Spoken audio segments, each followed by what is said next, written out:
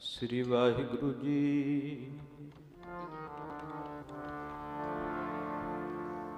ਸਤਨਾਮ ਸ੍ਰੀ ਵਾਹਿਗੁਰੂ ਸਾਹਿਬ ਜੀ।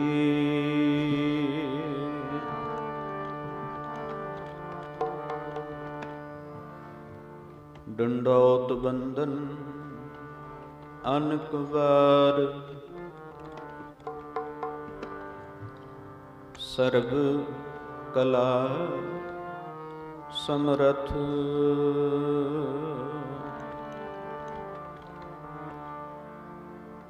ਡੋਲਨ ਤੇ ਰਾਖੋ ਪ੍ਰਭੂ, ਨਾਨਕ ਦੇ ਕਰ ਹੱਥ।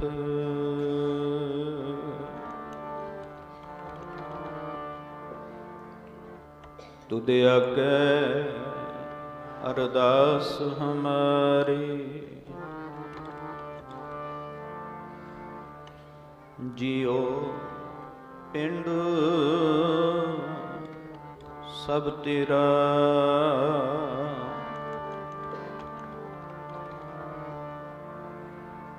ਕਹੋ ਨਾਨਕ ਸਭ ਤੇਰੀ ਵਡਿਆਈ,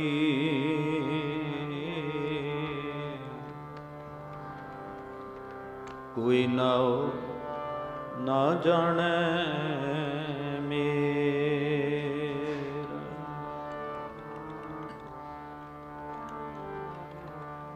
ਇਕ ਅਦੁੱਤੀ ਗੁਰੂ ਨਾਨਕ ਦੇਵ, ਓੰਕਾਰ ਗੁਰ ਅੰਗਦ ਅਭੇਦ। ਸਤਨਾਮ ਗੁਰ ਅਮਰ ਪਿਆਰੇ,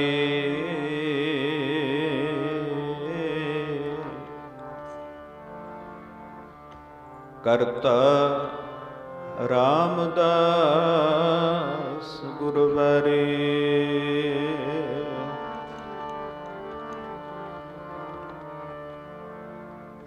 ਪੁਰਖ ਸ੍ਰੀ ਅਰਜਨ ਸੁਖਦਾਨੀ,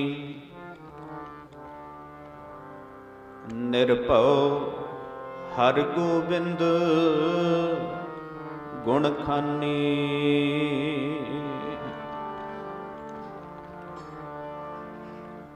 ਨਿਰਵੈਰ ਗੁਰੂ ਹੈ ਸ੍ਰੀ ਹਰਿ ਰਾਏ,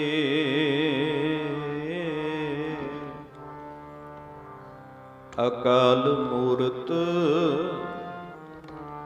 ਹਰਿ ਕ੍ਰਿਸ਼ਨ ਧਿਆਏ।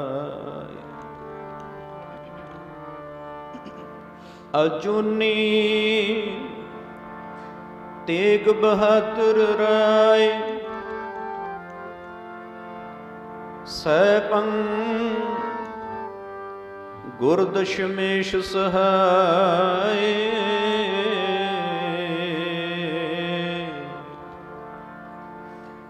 ਗੁਰ ਪ੍ਰਸਾਦ ਗ੍ਰੰਥ ਗੁਰ ਗਿਆਨਾ,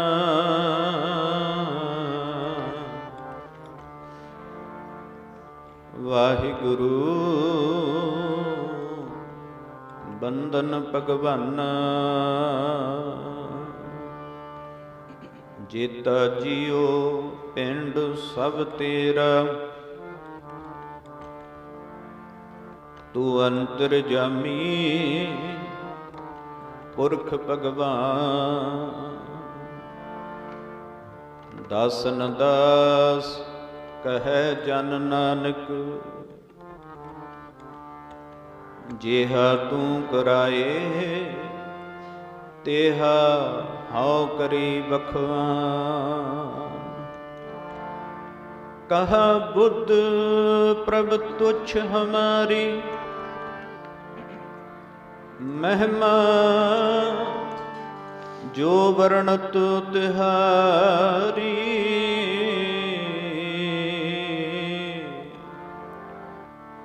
हम न सकत कर सिफत तुम्हारी,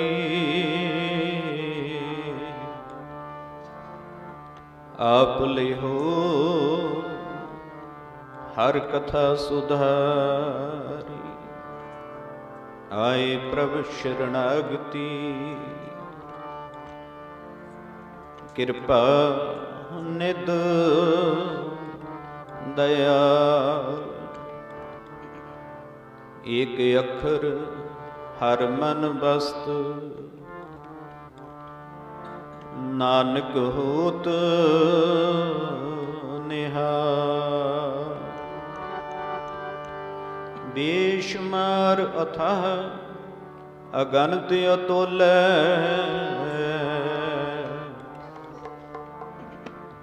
ज्यों बलावो त्यों नानक दास बोले।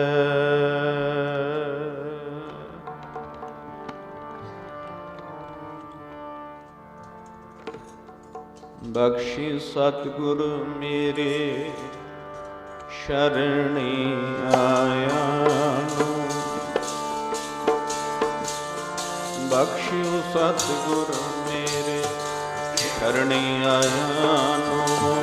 बख्शी सतगुर मेरे शरणी आया, बख्शी सतगुर मेरे, बख्शी सतगुर मेरे शरणी आया, बख्शी सतगुर मेरे शरणी आया। बख्शियो सतगुर मेरे शरणी आया, बख्शियो सतगुर मेरे शरणी आया। बख्शी सतगुर मेरे शरणी आया, बख्शी सतगुर मेरे, बख्शी सतगुर मेरे शरणी आया, बख्शी सतगुर मेरे शरणी आया।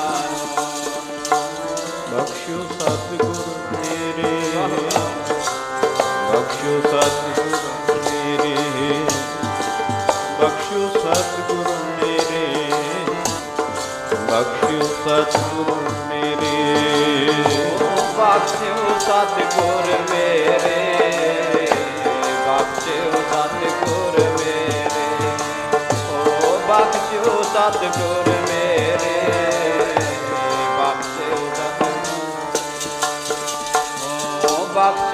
सतगुर मेरे, बख्शियो सतगुर मेरे, ओ बख्शियो सतगुर मेरे, बख्शियो सतगुर मेरे, बख्शियो सतगुर मेरे, बख्शियो सतगुर मेरे,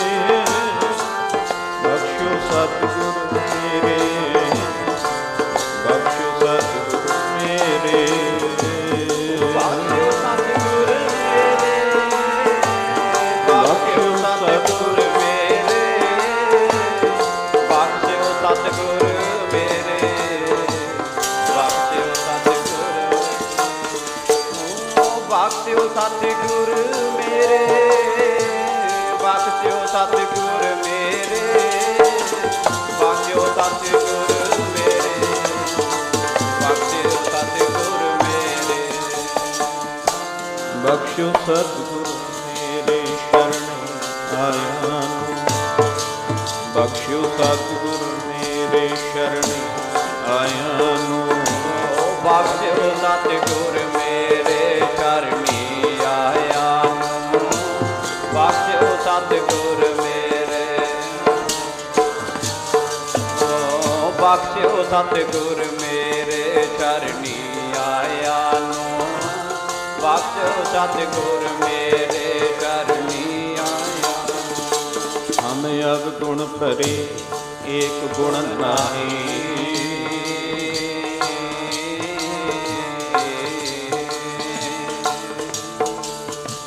अमृत छाड़ विखै विख खाई।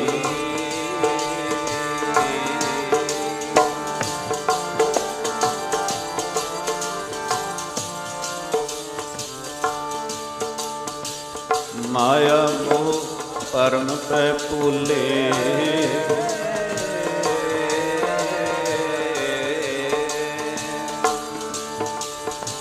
ਸੁਤ ਦਾਰਾ ਸਿਉ ਪ੍ਰੀਤ ਲਗਾਈ। ਇੱਕ ਉਤਮ ਪੰਥ ਸੁਨਿਓ ਗੁਰ ਸੰਗਤ।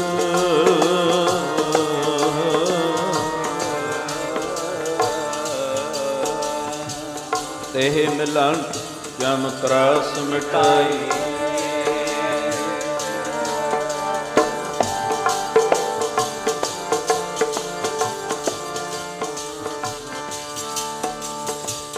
ਇੱਕ ਅਰਦਾਸ ਪਾਠ ਕੀਰਤ ਕੀ।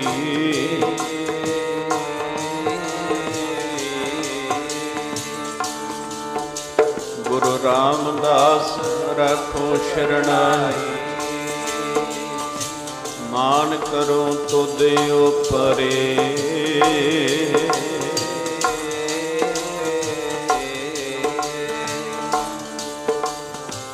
ਮੇਰੇ ਪ੍ਰੀਤਮ ਪਿਆਰੇ। ਹਮ ਅਪਰਾਧੀ ਸਦ ਭੂਲਤੇ।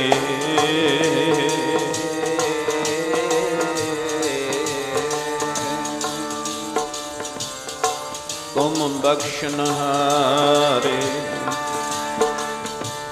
ਜੇਤਾ ਸਮੁੰਦ ਸਾਗਰ ਨੀਰ ਭਰਿਆ। ਏਤੇ ਔਗਣ ਦਇਆ ਕਰੋ ਕਿਛ ਮਿਹਰ ਉਪਾਵੋ। ਡੁੱਬਦੇ ਪੱਥਰ ਤਾਰੇ।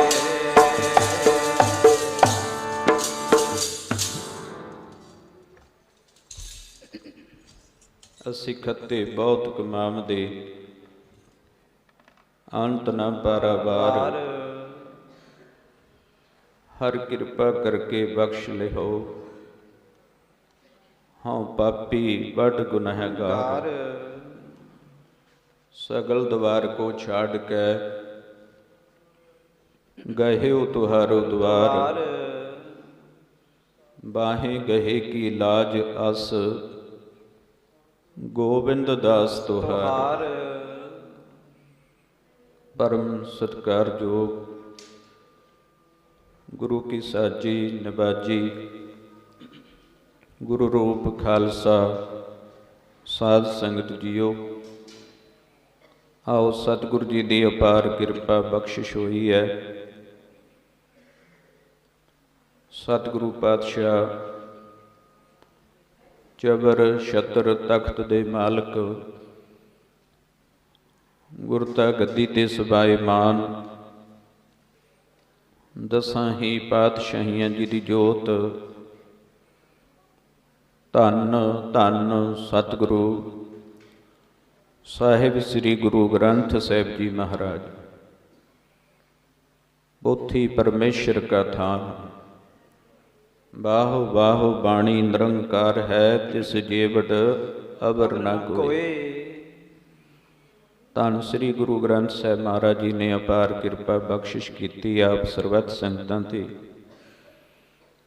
ਨਗਰ ਨਿਵਾਸੀ ਸਰਬੱਤ ਸੰਗਤਾਂ ਨੇ ਇਕੱਤਰ ਹੋ ਕੇ ਪੂਰਨ ਮਹਾਂਪੁਰਖ ਸ੍ਰੀਮਾਨ ਸੰਤ ਬਾਬਾ ਨਿਰੰਜਨ ਸਿੰਘ ਜੀ ਮੋਹਾਲੀ ਵਾਲੇ ਉਹਨਾਂ ਦੇ ਪ੍ਰਕਾਸ਼ ਦਿਹਾੜਿਆਂ ਨੂੰ ਮੁੱਖ ਰੱਖਦੇ ਹੋਏ ਪਾਵਨ ਪਵਿੱਤਰ ਸਥਾਨ ਗੁਰਦੁਆਰਾ ਸ੍ਰੀ ਗੋਬਿੰਦਗੜ੍ਹ ਸਾਹਿਬ ਜੀ ਵਿਖੇ, ਜਿੱਥੇ ਕਿ ਧੰਨ ਧੰਨ ਸਾਹਿਬ ਸ੍ਰੀ ਗੁਰੂ ਹਰਗੋਬਿੰਦ ਸਾਹਿਬ ਮਹਾਰਾਜ ਜੀ ਔਰ ਧੰਨ ਧੰਨ ਸਾਹਿਬ ਕਮਾਲ ਸਰਬੰਸ ਦਾਨੀ ਪਿਤਾ ਧੰਨ ਧੰਨ ਸਾਹਿਬ ਸ੍ਰੀ ਗੁਰੂ ਗੋਬਿੰਦ ਸਿੰਘ ਜੀ ਮਹਾਰਾਜ ਕਲਗੀਆਂ ਵਾਲੇ ਪਾਤਸ਼ਾਹ ਜੀ ਦੀ ਚਰਨ ਛੋਹ ਪ੍ਰਾਪਤ ਪਾਵਨ ਪਵਿੱਤਰ ਸਥਾਨ ਵਿਖੇ ਆਪ ਸਰਬੱਤ ਸੰਗਤਾਂ ਨੂੰ ਇਕੱਤਰ ਹੋ ਕੇ ਆਓ ਗੁਰੂ ਮਹਾਰਾਜ ਜੀ ਦੇ ਪਾਵਨ ਚਰਨਾਂ ਕਮਲਾਂ ਦੀਆਂ ਹਾਜ਼ਰੀਆਂ ਸਤ ਸੰਗਤ ਦੀਆਂ ਘੜੀਆਂ ਪ੍ਰਾਪਤ ਹੋਈਆਂ ਨੇ। ਵੱਡ ਭਾਗੀ ਹਰ ਸੰਗਤ ਪਾਵੈ, ਭਾਗਹੀਣ ਭ੍ਰਮ ਚੋਟਾਂ ਖਾਵੈ। ਬਿਨ ਭਾਗਾਂ ਸਤ ਸੰਗ ਨ ਲੱਭੈ, ਬਿਨ ਸੰਗਤ ਮੈਲ ਪ੍ਰੀਜੈ ਜੀਉ। ਗੁਰ ਸਾਧੂ ਸੰਗਤ ਮਿਲੇ, ਹੀਰੇ ਰਤਨ ਲੁਭਾਨ। ਨਾਨਕ ਲਾਲ ਅਮੋਲਕਾ, ਗੁਰਮੁਖ ਖੋਜ ਲਹਨ। ਆਓ ਗੁਰੂ ਮਹਾਰਾਜ ਜੀ ਨੇ ਅਪਾਰ ਕਿਰਪਾ ਬਖਸ਼ਿਸ਼ ਕਰਕੇ ਆਪਣੇ ਸਾਰੀਆਂ ਸੰਗਤਾਂ ਦੇ ਭਾਗ ਜਾਗੇ ਨੇ। ਗੁਰੂ ਮਹਾਰਾਜ ਜੀ ਦੀ ਰਹਿਮਤ ਦੇ ਨਾਲ ਪੂਰਬਲਾ ਕਰਮ ਵੀ ਜਾਗਿਆ ਹੈ। ਪੂਰਬ ਕਰਮ ਅੰਕਰ ਜਬ ਪ੍ਰਗਟੇ, ਭੇਟਿਓ ਪੁਰਖ ਰਸਕ ਬੈਰਾਗੀ। ਜਦੋਂ ਕੋਈ ਜੀਵ ਦਾ ਪੂਰਬਲਾ ਚੰਗਾ ਕਰਮ ਜਾਗਦਾ ਹੈ, ਉਹਨੂੰ ਵਾਹਿਗੁਰੂ ਘਰ ਦੀ ਸੰਗਤ ਪ੍ਰਾਪਤ ਹੁੰਦੀ ਹੈ। ਗੁਰੂ ਮਹਾਰਾਜ ਦੇ ਰੱਬੀ ਦਰਸ਼ਨ ਹੁੰਦੇ ਹੈ। ਵੱਡੇ ਭਾਗ ਭੇਟੇ ਗੁਰਦੇਵਾ, ਕੋਟ ਅਪਰਾਧ ਮਿਟੇ ਹਰ ਸੇਵਾ। ਵੱਡਿਆਂ ਭਾਗਾਂ ਦੇ ਨਾਲ ਗੁਰਾਂ ਦਾ ਮਿਲਾਪ ਹੁੰਦਾ ਹੈ। ਸੋ ਐਸੀ ਸੁਲੱਖਣੀ ਘੜੀ ਗੁਰੂ ਮਹਾਰਾਜ ਦੀ ਕਿਰਪਾ ਨਾਲ ਆਪ ਸਰਬੱਤ ਸੰਗਤਾਂ ਨੂੰ, ਦਾਸਾਂ ਨੂੰ ਵੀ ਪ੍ਰਾਪਤ ਹੋਈ ਹੈ। ਸੋ ਆਓ ਜਿਤਨਾ ਕੁ ਵੀ ਸਮਾਂ ਗੁਰੂ ਮਹਾਰਾਜ ਜੀ ਦੀ ਪਾਵਨ ਹਜ਼ੂਰੀ ਵਿੱਚ ਬੈਠਣ ਦਾ, ਗੁਰਾਂ ਦੇ ਰੱਬੀ ਅਮੋਲਕ ਵਚਨ ਨੂੰ ਸਰਵਣ ਕਰਨ ਦਾ ਸਮਾਂ ਮਿਲਿਆ। ਕਬੀਰ ਏਕ ਘੜੀ ਆਦਿ ਘਰੀ, ਆਦਿ ਹੁੰਦੇ ਆਦ। ਭਗਤਨ ਸੇਤੀ ਗੋਸ਼ਟੇ, ਜੋ ਕੀਨੇ ਸੋ ਲਾਭ। ਉਹ ਮਨ ਬਿਰਤੀਆਂ ਇਕਾਗਰ ਕਰਕੇ ਬੈਠੀਏ। ਮਨ ਦੀ ਇਕਾਗਰਤਾ, ਸਾਵਧਾਨਤਾ, ਨਿਰਮਾਣਤਾ, ਜੋ ਗੁਰਸਿੱਖੀ ਦੇ ਵੱਡੇ ਗੁਣ ਨੇ, ਜਿਨ੍ਹਾਂ ਦੁਆਰਾ ਹੀ ਆਪਣੇ ਇੱਕ ਇੱਕ ਸਵਾਸ ਦੀ ਹਾਜ਼ਰੀ ਸੱਚਖੰਡ ਵਿੱਚ ਪ੍ਰਵਾਨ ਹੁੰਦੀ ਹੈ। ਪੰਜਵੇਂ ਪਾਤਸ਼ਾਹ ਧੰਨ ਸ੍ਰੀ ਗੁਰੂ ਅਰਜਨ ਦੇਵ ਜੀ ਮਹਾਰਾਜ, ਸਤਿਗੁਰੂ ਜੀ ਆਪਾਂ ਨੂੰ ਸੁਚੇਤ ਕਰਦੇ ਹੋਏ ਬਚਨ ਕਰਦੇ ਹੈ। ਪਰਬ ਕੀ ਉਸਤਤ ਕਰੋ ਸੰਤ ਮੀਤ, ਸਾਵਧਾਨ ਏਕਾਗਰ ਚੀਤ। ਮਹਾਰਾਜ ਬਚਨ ਕਰਦੇ ਹੈ, ਗੁਰਸਿੱਖੋ ਮਨ ਨੂੰ ਸਾਵਧਾਨ ਕਰ ਲੈਣਾ, ਚਿੱਤ ਨੂੰ ਇਕਾਗਰ ਕਰ ਲੈਣਾ। ਇਸ ਤਰੀਕੇ ਦੇ ਨਾਲ ਜੇ ਗੁਰੂ ਮਹਾਰਾਜ ਦੇ ਚਰਨਾਂ ਕਮਲਾਂ ਵਿੱਚ ਸੰਗਤ ਵਿੱਚ ਬੈਠੀਏ, ਫਿਰ ਇੱਕ ਛਿਨ ਮਾਤਰ ਦੀ ਕੀਤੀ ਹੋਈ ਭਗਤੀ ਵੀ ਜਨਮ ਮਰਨ ਕੱਟਣ ਨੂੰ ਸਮਰੱਥ ਹੈ। ਆਖੋ ਸਤਿਨਾਮ ਸ੍ਰੀ ਵਾਹਿਗੁਰੂ। ਧੰਨ ਸ੍ਰੀ ਗੁਰੂ ਗੋਬਿੰਦ ਸਿੰਘ ਜੀ ਮਹਾਰਾਜ ਕਲਗੀਆਂ ਵਾਲੇ ਪਾਤਸ਼ਾਹ ਐਸੇ ਬਚਨ ਵੀ ਕਰਦੇ ਹੈ। ਏਕ ਚਿੱਤ ਜਿਹੇ ਇੱਕ ਛਿਨ ਧਿਆਇਓ, ਕਾਲ ਫਾਸ ਕੇ ਬੀਚ ਨ ਆਇਓ। ਇੱਕ ਚਿੱਤ ਹੋ ਕੇ ਮਨ ਨੂੰ ਇਕਾਗਰ ਕਰ ਲੈਣਾ। ਛਿਨ ਕਹਿੰਦੇ ਅੱਖ ਝਮਕਣ ਜਿੰਨਾ ਸਮਾਂ। ਕਿਸੇ ਗੁਰਮੁਖ ਪਿਆਰੇ ਦੀ ਇੰਨਾ ਸਮਾਂ ਵੀ ਬਿਰਤੀ ਵਾਹਿਗੁਰੂ ਦੇ ਸ਼ਬਦ ਨਾਲ ਜੁੜ ਜਵੇ ਸੰਗਤ ਵਿੱਚ ਬੈਠ ਕੇ। ਮਹਾਂਪੁਰਖ ਵਚਨ ਕਰਦੇ ਸੀ, ਦੇਸ ਕਾਲ ਵਸਤੂ ਤਿੰਨੇ ਚੀਜ਼ਾਂ ਭੁੱਲ ਜਾਣ। ਤੋ ਇਹਨੂੰ ਕਹਿੰਦੇ ਆ ਇੱਕ ਛਿਨ ਦੀ ਕੀਤੀ ਭਗਤੀ ਵੀ ਜਨਮ ਮਰਨ ਕੱਟਣ ਨੂੰ ਸਮਰੱਥ ਹੈ। ਏਕ ਚਿੱਤ ਜਿਹੇ ਇੱਕ ਛਿਨ ਧਿਆਇਓ, ਅੱਖ ਝਮਕਣ ਜਿੰਨਾ ਸਮਾਂ ਵੀ ਬਿਰਤੀ ਟਿਕ ਜਾਵੇ, ਮਨ ਦੀ ਇਕਾਗਰਤਾ ਹੋ ਜਾਵੇ। ਮਹਾਰਾਜ ਕਹਿੰਦੇ ਕਾਲ ਫਾਸ ਕੇ ਬੀਚ ਨਾ ਆਇਓ। ਉਹ ਪਿਆਰਾ ਕਾਲ ਦੀ ਫਾਹੀ ਦੇ ਵਿੱਚ ਨਹੀਂ ਆਉਂਦਾ। ਜਨਮ ਮਰਨ ਤੋਂ ਵਾਹਿਗੁਰੂ ਜੀ ਤਰੁੱਠ ਕੇ ਉਹਨੂੰ ਰਹਿਤ ਕਰ ਦਿੰਦੇ ਆ। ਇਸ ਕਰਕੇ ਸਾਈਂ ਨਾਮ ਅਮੋਲ, ਕੀਮ ਨ ਕੋਈ ਜਾਣ ਦੋ। ਜਿਨ੍ਹਾਂ ਭਾਗ ਮਥਾਹੇ, ਸੇ ਨਾਨਕ ਹਰ ਰੰਗ ਮਾਣ ਦੋ। ਪਰਮੇਸ਼ਰ ਜੀ ਦਾ ਨਾਮ ਬੜਾ ਅਮੋਲਕ ਹੈ, ਜਿਸ ਦੀ ਕੀਮਤ ਨੂੰ ਕੋਈ ਜਾਣ ਨਹੀਂ ਸਕਦਾ। ਸੋ ਇਹ ਮਹਾਂਪੁਰਖਾਂ ਦੇ ਹਿੱਸੇ ਦਾਤਾਂ ਆਈਆਂ ਨੇ, ਗੁਰਸਿੱਖਾਂ ਦੇ ਹਿੱਸੇ ਵਿੱਚ ਦਾਤਾਂ ਆਈਆਂ ਨੇ, ਜਿਨ੍ਹਾਂ ਨੂੰ ਮਹਾਰਾਜ ਜੀ ਨੇ ਉੱਤਮ ਕਹਿ ਕੇ, ਬਿਰਲੇ ਕਹਿ ਕੇ ਸਾਧ ਸੰਗਤ ਜੀ ਪਿਆਰ ਬਖਸ਼ਿਸ਼ ਕੀਤਾ। ਕਹੋ ਨਾਨਕ ਕਿਰਪਾ ਕਰੇ, ਜਿਸਨੋਂ ਇਹ ਬਥ ਦੇ। ਜਗ ਮਹਿ ਉੱਤਮ ਕਾਢੀਐ ਹੈ, ਬਿਰਲੇ ਕੇ। ਬਹੁਤੇ ਨਹੀਂ, ਬਿਰਲੇ ਬਿਰਲੇ ਨੇ ਰੱਬ ਦੇ ਪਿਆਰੇ, ਜਿਨ੍ਹਾਂ ਦੇ ਉੱਪਰ ਵਾਹਿਗੁਰੂ ਜੀ ਰਹਿਮਤ ਕਰ ਦਿੰਦੇ ਨੇ। ਕੋਟਨ ਮੈਂ ਨਾਨਕ ਕੋ, ਨਾਰਾਇਣ ਜਿਹ ਜੀਤ। ਕੋਟ ਮਦੇ ਕੋ ਬਿਰਲਾ ਸੇਵਕ, ਹੋਰ ਸਗਲੇ ਵਿਵਹਾਰੀ। ਭਾਵੇਂ ਆਪਾਂ ਸਾਰੇ ਵਾਹਿਗੁਰੂ ਦੇ ਸੇਵਕ ਹਾਂ, ਏਕ ਪਿਤਾ ਏਕ ਸਕੇ ਹਮ ਬਾਰਿਕ, ਪਰ ਅਵਸਥਾ ਦਾ ਬੜਾ ਫਰਕ ਹੋਇਆ ਕਰਦਾ ਹੈ। ਆਪਣੀ ਆਮ ਅਵਸਥਾ ਹੈ, ਮਹਾਂਪੁਰਖਾਂ ਦੀ ਅਵਸਥਾ ਚੌਥੇ ਪਦ ਦੀ ਹੋਇਆ ਕਰਦੀ ਹੈ। ਪੰਜਵੀਂ ਭੂਮਿਕਾ, ਛੇਵੀਂ ਭੂਮਿਕਾ, ਸੱਤਵੀਂ ਭੂਮਿਕਾ। ਸਤਿਗੁਰ ਸਿੱਖੀ ਦੀਆਂ ਅਵਸਥਾ ਨੇ ਗੁਰੂ ਕੀ ਸੰਗਤ। ਉਹ ਆਮ ਪੁਰਖ ਦੀ ਕਿਸੇ ਦੀ ਪਹਿਲੀ ਅਵਸਥਾ ਹੈ, ਕਿਸੇ ਦੀ ਦੂਜੀ ਹੈ, ਕਿਸੇ ਦੀ ਤੀਜੀ ਹੈ। ਤਿੰਨਾਂ ਗੁਣਾਂ ਦੇ ਵਿੱਚ ਜਿੰਨਾ ਸਮਾਂ ਜੀਵ ਭਰਮਦਾ ਰਹਿੰਦਾ ਹੈ, ਤਿਹ ਗੁਣ ਮਹਿ ਜਾ ਕੋ ਭਰਮਾਏ, ਜਨਮ ਮਰੈ ਫਿਰ ਆਵੈ ਜਾਏ। ਜਨਮ ਮਰਨ ਦਾ ਗੇੜ ਖਤਮ ਨਹੀਂ ਹੁੰਦਾ। ਗੁਰਮੁਖਾਂ ਦੀ ਅਵਸਥਾ ਹੈ ਸਹਿਜ ਅਵਸਥਾ। ਗੁਰਮੁਖ ਅੰਤਰ ਸਹਿਜ ਹੈ ਮਨ, ਚੜ੍ਹਿਆ ਦਸਵੇਂ ਆਕਾਸ਼।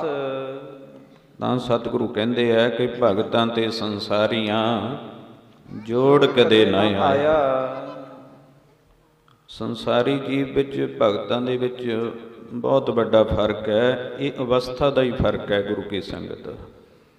ਤਾਂ ਗੁਰੂ ਅਰਜਨ ਸਾਹਿਬ ਮਹਾਰਾਜ ਐਸਾ ਮਾਣ ਬਖਸ਼ਿਸ਼ ਕਰਦੇ ਆ। ਮਹਾਂਪੁਰਖ ਧਾਰਨਾ ਵੀ ਪੜ੍ਹਾਉਂਦੇ ਸੀ। ਬਿਰਲੇ ਬਿਰਲੇ ਨੇ ਜੀ ਤੇਰੇ ਨਾਮ ਦੇ ਵਪਾਰੀ, ਬਿਰਲੇ ਬਿਰਲੇ ਨੇ ਤੇਰੇ ਨਾਮ ਦੇ ਵਪਾਰੀ। ਬਿਰਲੇ ਬਿਰਲੇ ਨੇ ਤੇਰੇ ਨਾਮ ਦੇ ਵਪਾਰੀ, ਬਿਰਲੇ ਬਿਰਲੇ ਨੇ ਤੇਰੇ ਨਾਮ ਬਿਰਲੇ ਬਿਰਲੇ ਨੇ ਤੇਰੇ ਨਾਮ ਦੇ ਵਪਾਰੀ, ਬਿਰਲੇ ਬਿਰਲੇ ਨੇ ਜੀ ਤੇਰੇ ਨਾਮ ਦੇ ਵਪਾਰੀ। ਨਾਮ ਦੇ ਵਪਾਰੀ, ਨਾਮ ਦੇ ਵਪਾਰੀ, ਤੇਰੇ ਨਾਮ ਦੇ ਵਪਾਰੀ, ਨਾਮ ਦੇ ਵਪਾਰੀ। ਨਾਮ ਦੇ ਵਪਾਰੀ, ਤੇਰੇ ਨਾਮ ਦੇ ਵਪਾਰੀ, ਉਹ ਨਾਮ ਦੇ ਵਪਾਰੀ ਤੇਰੇ, ਉਹ ਨਾਮ ਦੇ ਵਪਾਰੀ, ਤੇਰੇ ਨਾਮ ਦੇ ਵਪਾਰੀ, ਉਹ ਨਾਮ ਦੇ ਵਪਾਰੀ, ਤੇਰੇ ਨਾਮ ਦੇ ਵਪਾਰੀ। ਬਿਰਲੇ ਬਿਰਲੇ ਨੇ ਤੇਰੇ ਨਾਮ ਦੇ ਵਪਾਰੀ, ਬਿਰਲੇ ਬਿਰਲੇ ਨੇ ਜੀ ਵਾਹਿਗੁਰੂ ਨਾਮ ਦੇ ਵਪਾਰੀ। ਬਿਰਲੇ ਬਿਰਲੇ ਨੇ ਤੇਰੇ ਨਾਮ ਦੇ ਵਪਾਰੀ, ਬਿਰਲੇ ਬਿਰਲੇ ਨੇ ਜੀ ਤੇਰੇ, ਬਿਰਲੇ ਬਿਰਲੇ ਨੇ ਜੀ ਤੇਰੇ ਨਾਮ ਦੀ ਵਪਾਰੀ, ਬਿਰਲੇ ਬਿਰਲੇ ਨੇ ਜੀ ਤੇਰੇ ਨਾਮ ਦੇ ਵਪਾਰੀ। ਕਹੋ ਨਾਨਕ ਕਿਰਪਾ ਕਰੇ ਜਿਸਨੋ ਇਹ ਬਖ ਦੇ, ਜਗ ਮਹਿ ਉਤਮ ਕਾਟੀ ਹੈ ਬਿਰਲੇ ਕੇ।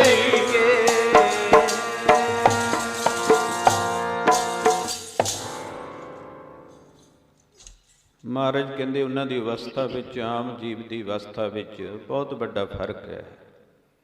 ਮਹਾਂਪੁਰਖਾਂ ਦੀ ਸਹਿਜ ਅਵਸਥਾ ਹੋਇਆ ਕਰਦੀ ਹੈ। ਗੁਰਮੁਖ ਅੰਤਰ ਸਹਿਜ ਹੈ ਮਨ, ਚੜ੍ਹਿਆ ਦਸਵੇਂ ਆਕਾਸ਼। ਤਿੱਥੈ ਊਂਘ ਨ ਭੁੱਖ ਹੈ, ਹਰਿ ਅੰਮ੍ਰਿਤ ਨਾਮ ਸੁਖ ਬਾਸ। ਨਾਨਕ ਦੁਖ ਸੁਖ ਵਿਆਪਤ ਨਹੀਂ, ਜਿੱਥੈ ਆਤਮ ਰਾਮ ਪ੍ਰਕਾਸ਼। ਸੋ ਐਸੀਆਂ ਅਵਸਥਾ ਦੇ ਮਾਲਕ ਗੁਰਮੁਖ ਕੋਟ ਉਧਾਰਦਾ ਭਾਈ, ਦੇ ਨਾਵੈ ਇੱਕ ਕਣੀ।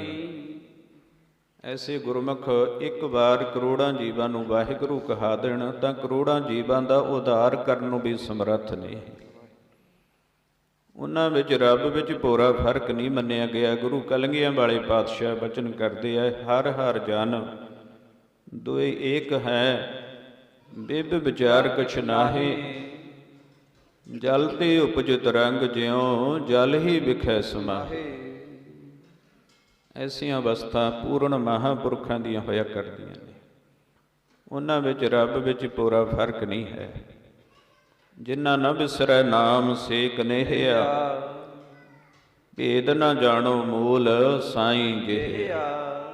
ਸੋ ਬਿਰਲਿਆਂ ਦੇ ਵਿੱਚੋਂ ਸ੍ਰੀਮਾਨ ਸੰਤ ਬਾਬਾ ਨਿਰੰਜਨ ਸਿੰਘ ਜੀ ਮੋਹਾਲੀ ਵਾਲੇ ਮਹਾਂਪੁਰਖ ਹੋਏ ਨੇ, ਜਿਨ੍ਹਾਂ ਦਾ ਅੱਜ ਆਪਾਂ ਜਨਮ ਦਿਨ ਮਨਾ ਰਹੇ ਹਾਂ, ਜਿਨ੍ਹਾਂ ਦੇ ਉੱਪਰ ਸਤਿਗੁਰੂ ਜੀ ਨੇ ਅਪਾਰ ਕਿਰਪਾ ਬਖਸ਼ਿਸ਼ ਕਰਕੇ ਮਹਾਂਪੁਰਖਾਂ ਨੂੰ ਮਾਤ ਲੋਕ ਦੀ ਧਰਤੀ 'ਤੇ ਭੇਜਿਆ। ਤੋ ਮਹਾਂਪੁਰਖਾਂ ਕੋਲ ਦੋ ਦਾਤਾਂ ਹੋਇਆ ਕਰਦੀਆਂ ਨੇ, ਇੱਕ ਸੇਵਾ ਔਰ ਇੱਕ ਸਿਮਰਨ। ਇਹਦੇ ਨਾਲ ਹੀ ਜੀਵਨ ਸਫਲਾ ਹੁੰਦਾ ਹੈ। ਸੰਸਾਰ ਦੇ ਵਿੱਚ ਕੋਈ ਵੀ ਪਦਵੀ ਪ੍ਰਾਪਤ ਕਰਨੀ ਹੋਵੇ ਤਾਂ ਕੁਝ ਕਰਨੀ ਪੈਂਦੀ ਹੈ ਗੁਰੂ ਕੀ ਸੰਗਤ। ਜੇ ਕੋਈ ਕਹੇ ਕਿ ਮੈਂ ਤਾਂ ਨਾਮ ਨਹੀਂ ਜਪਣਾ ਚਾਹੁੰਦਾ, ਬਾਣੀ ਨਹੀਂ ਪੜ੍ਹਨਾ ਚਾਹੁੰਦਾ, ਸੇਵਾ ਨਹੀਂ ਕਰਨਾ ਚਾਹੁੰਦਾ, ਮਹਾਰਾਜ ਕਹਿੰਦੇ ਕਹੋ ਨਾਨਕ ਇਹ ਤਤ ਵਿਚਾਰਾ, ਬਿਨ ਹਰਿ ਭਜਨ ਨਹੀਂ ਛੁਟਕਾਰਾ। ਭਜਨ ਤੋਂ ਬਿਨਾਂ ਤੇਰਾ ਛੁਟਕਾਰਾ ਨਹੀਂ ਹੋ ਸਕਣਾ, ਮਨੁੱਖਾ ਜਨਮ ਸਫਲਾ ਨਹੀਂ ਹੋ ਸਕੇਗਾ। ਜੇ ਕੋਈ ਕਹੇ ਮੈਂ ਸੇਵਾ ਨਹੀਂ ਕਰਨਾ ਚਾਹੁੰਦਾ, ਮਹਾਰਾਜ ਕਹਿੰਦੇ ਬਿਨ ਸੇਵਾ ਧਿਰਗ ਹੱਥ ਪੈਰ ਹੋਰ ਨੇ ਫਲ ਕਰਨੀ। ਬਿਨਾਂ ਸੇਵਾ ਤੋਂ ਜਿਹੜੇ ਤੇਰੇ ਹੱਥ ਪੈਰ ਨੇ, ਫਿਰ ਇਹਨਾਂ ਨੂੰ ਲਾਹਣਤ ਹੈ। ਆਖੋ ਸਤਿਨਾਮ ਸ੍ਰੀ ਵਾਹਿਗੁਰੂ। ਪੀਰ ਮਰੀਦਾ ਪਿਰਹੜੀ, ਸੁਖ ਸਤਿਗੁਰ ਸ਼ਰਣੀ। ਸੋ ਐਸੇ ਮਹਾਂਪੁਰਖ ਜਿਨ੍ਹਾਂ ਦੇ ਉੱਪਰ ਅਪਾਰ ਕਿਰਪਾ ਬਖਸ਼ਿਸ਼ ਵਾਹਿਗੁਰੂ ਨੇ ਕੀਤੀ, ਪਾਵਨ ਪਵਿੱਤਰ ਸਥਾਨ ਗੁਰਦੁਆਰਾ ਸ੍ਰੀ ਚਰਨ ਕਮਲ ਸਾਹਿਬ ਜੀ ਵਿਖੇ ਕਲਗੀਆਂ ਵਾਲੇ ਪਾਤਸ਼ਾਹ ਜੀ ਦੀ ਚਰਨ ਛੋਹ ਪ੍ਰਾਪਤ, ਜਿੱਥੇ ਮਹਾਂਪੁਰਖਾਂ ਨੇ ਕਿਤਨਾ ਸਮਾਂ ਗੁਜ਼ਾਰਨ ਕੀਤਾ, ਉੱਥੋਂ ਦੀਆਂ ਬੇਅੰਤ ਸੰਗਤਾਂ ਦੇ ਨਾਲ ਕਿਤਨਾ ਪਿਆਰ ਕੀਤਾ, ਔਰ ਜਿਹੜਾ ਵੀ ਆ ਗਿਆ ਉਹਨੂੰ ਵਾਹਿਗੁਰੂ ਦੇ ਨਾਲ ਜੋੜ ਦੇਣਾ। ਇਹੀ ਮਹਾਂਪੁਰਖਾਂ ਦਾ ਕੰਮ ਹੁੰਦਾ ਹੈ। ਇਹ ਡਿਊਟੀ ਦਰਗਾਹ 'ਚੋਂ ਲੱਗਦੀ ਹੈ। ਸਾਧੂ ਸੰਗ ਸਿਖਾਇਓ ਨਾਮ, ਸਗਲ ਮਨੋਰਥ ਪੂਰਨ ਕਾਮ। ਮਹਾਂਪੁਰਖਾਂ ਦੀ ਸੰਗਤ ਵਿੱਚ ਨਾਮ ਜਪਣਾ ਸਿਖਾਇਆ ਜਾਂਦਾ ਹੈ। ਜਿਹੜੇ ਪਿਆਰੇ ਨਾਮ ਨਾਲ ਜੁੜ ਜਾਂਦੇ ਨੇ, ਉਹਨਾਂ ਦੇ ਜੀਵਨ ਦਾ ਮਨੋਰਥ ਪੂਰਾ ਹੋ ਜਾਂਦਾ ਹੈ ਗੁਰੂ ਕੀ ਸੰਗਤ। ਸੋ ਉਸ ਸਥਾਨ ਤੋਂ ਫਿਰ ਇਸ ਸਥਾਨ 'ਤੇ ਜਿਵੇਂ ਜਿਵੇਂ ਅੰਜਲ ਵੀ ਹੋਇਆ ਕਰਦਾ ਹੈ, ਨੱਕ ਨੱਥ ਖਸਮ ਹੱਥ ਕਿਰਤ ਤੱਕੇ ਦੇ, ਜਹਾਂ ਦਾਣੇ ਤਾਹਾਂ ਖਾਣੇ ਨਾਨਕਾ ਸੱਚ ਹੈ। ਸੋ ਇਸ ਸਥਾਨ 'ਤੇ ਵੀ ਮਹਾਂਪੁਰਖਾਂ ਨੇ ਭਾਗ ਲਾਏ, ਬੇਅੰਤ ਸੰਗਤਾਂ ਨੂੰ ਗੁਰਸਿੱਖੀ ਦੇ ਨਾਲ, ਸੇਵਾ ਦੇ ਨਾਲ, ਸਿਮਰਨ ਦੇ ਨਾਲ ਜੋੜਿਆ। ਸੋ ਅੱਜ ਆਪਾਂ ਐਸੇ ਮਹਾਂਪੁਰਖਾਂ ਦੀ ਪਵਿੱਤਰ ਯਾਦ ਨੂੰ ਸਮਰਪਿਤ ਹੋ ਕੇ ਉਹਨਾਂ ਦੇ ਪ੍ਰਕਾਸ਼ ਦਿਹਾੜੇ ਮਨਾ ਰਹੇ ਹਾਂ। ਭਾਵੇਂ ਆਪਣੇ ਵਾਂਗੂ ਹੀ ਮਹਾਂਪੁਰਖ ਜਨਮਦੇ ਨੇ ਸੰਸਾਰ ਦੇ ਵਿੱਚ, ਪਰ ਉਹਨਾਂ ਵਿੱਚ ਬਹੁਤ ਵੱਡਾ ਫਰਕ ਹੈ। ਗੁਰੂ ਮਹਾਰਾਜ ਜੀ ਬਚਨ ਕਰਦੇ ਆ, ਜਨਮ ਮਰਨ ਦੋਹੂ ਮੈਂ ਨਾਹੀ, ਜਨ ਪਰ ਉਪਕਾਰੀ ਆਏ। ਆਪਾਂ ਜਿੰਨੀਆਂ ਪਾਤਸ਼ਾਹੀਆਂ ਹੋਈਆਂ ਨੇ ਗੁਰੂ ਨਾਨਕ ਸਾਹਿਬ ਮਹਾਰਾਜ ਤੋਂ ਲੈ ਕੇ 10 ਪਾਤਸ਼ਾਹੀਆਂ, ਉਹਨਾਂ ਨੂੰ ਜਨਮ ਨਹੀਂ ਕਹਿ ਸਕਦੇ, ਉਹਨਾਂ ਦੇ ਪ੍ਰਕਾਸ਼ ਹੋਏ ਨੇ। ਜਿਹੜੇ ਪੂਰਨ ਮਹਾਂਪੁਰਖ ਨੇ, ਜਿਨ੍ਹਾਂ ਨੂੰ ਵਾਹਿਗੁਰੂ ਆਪਣਾ ਪੁੱਤਰ ਬਣਾ ਕੇ ਸੰਸਾਰ ਦੇ ਵਿੱਚ ਭੇਜਦਾ। ਸਫਲ ਜਨਮ ਹਰ ਜਨ ਕਾ ਉਪਜਿਆ, ਜਿਨ ਕੀਨੋ ਸੌਤ ਵਿਦਾਤਾ। ਉਹਨਾਂ ਪਿਆਰਿਆਂ ਦਾ ਆਉਣਾ ਸੰਸਾਰ ਦੇ ਵਿੱਚ ਸਫਲ ਹੈ, ਜਿਨ੍ਹਾਂ ਨੇ ਵਿਦਾਤਾ ਕਹਿੰਦੇ ਵਾਹਿਗੁਰੂ ਨੂੰ ਵੀ ਸੌਤਰਿਆਂ ਕਰ ਦਿੱਤਾ। ਪਰਮਾਤਮਾ ਦੇ ਪੁੱਤਰ ਬਣ ਕੇ ਸੰਸਾਰ ਵਿੱਚ ਪ੍ਰਗਟ ਹੋਏ। ਜੇ ਰੱਬ ਦਾ ਕੋਈ ਪੁੱਤਰ ਨਾ ਹੋਵੇ ਤਾਂ ਰੱਬ ਨੂੰ ਵੀ ਦੁਨੀਆ ਉਤਰਾ ਕਹੇਗੀ। ਇਸ ਕਰਕੇ ਮਹਾਰਾਜ ਨੇ ਆਪਣੇ ਪੁੱਤਰ ਬਣਾ ਕੇ ਮਹਾਂਪੁਰਖਾਂ ਨੂੰ ਸੰਸਾਰ ਦੇ ਵਿੱਚ ਭੇਜਿਆ।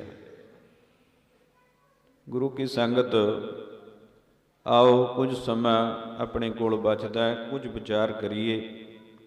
ਸਤਵੇਂ ਪਾਤਸ਼ਾਹ ਧੰਨ ਸ੍ਰੀ ਗੁਰੂ ਹਰਿਰਾਏ ਸਾਹਿਬ ਜੀ ਮਹਾਰਾਜ, ਜਿਨ੍ਹਾਂ ਦੇ ਵੇਲੇ ਪੂਰਨ ਮਹਾਂਪੁਰਖ ਹੋਏ ਨੇ, ਬ੍ਰਹਮ ਗਿਆਨੀ ਬ੍ਰਹਮ ਵੇਤੇ ਮਹਾਂਪੁਰਖ ਭਾਈ ਗੋਦੜੀਆ ਜੀ, ਜਿਨ੍ਹਾਂ ਦਾ ਨਾਮ ਭਾਈ ਗੋਦੜੀਆ ਜੀ ਸੀ, ਸਾਧ ਸੰਗਤ ਜੀ।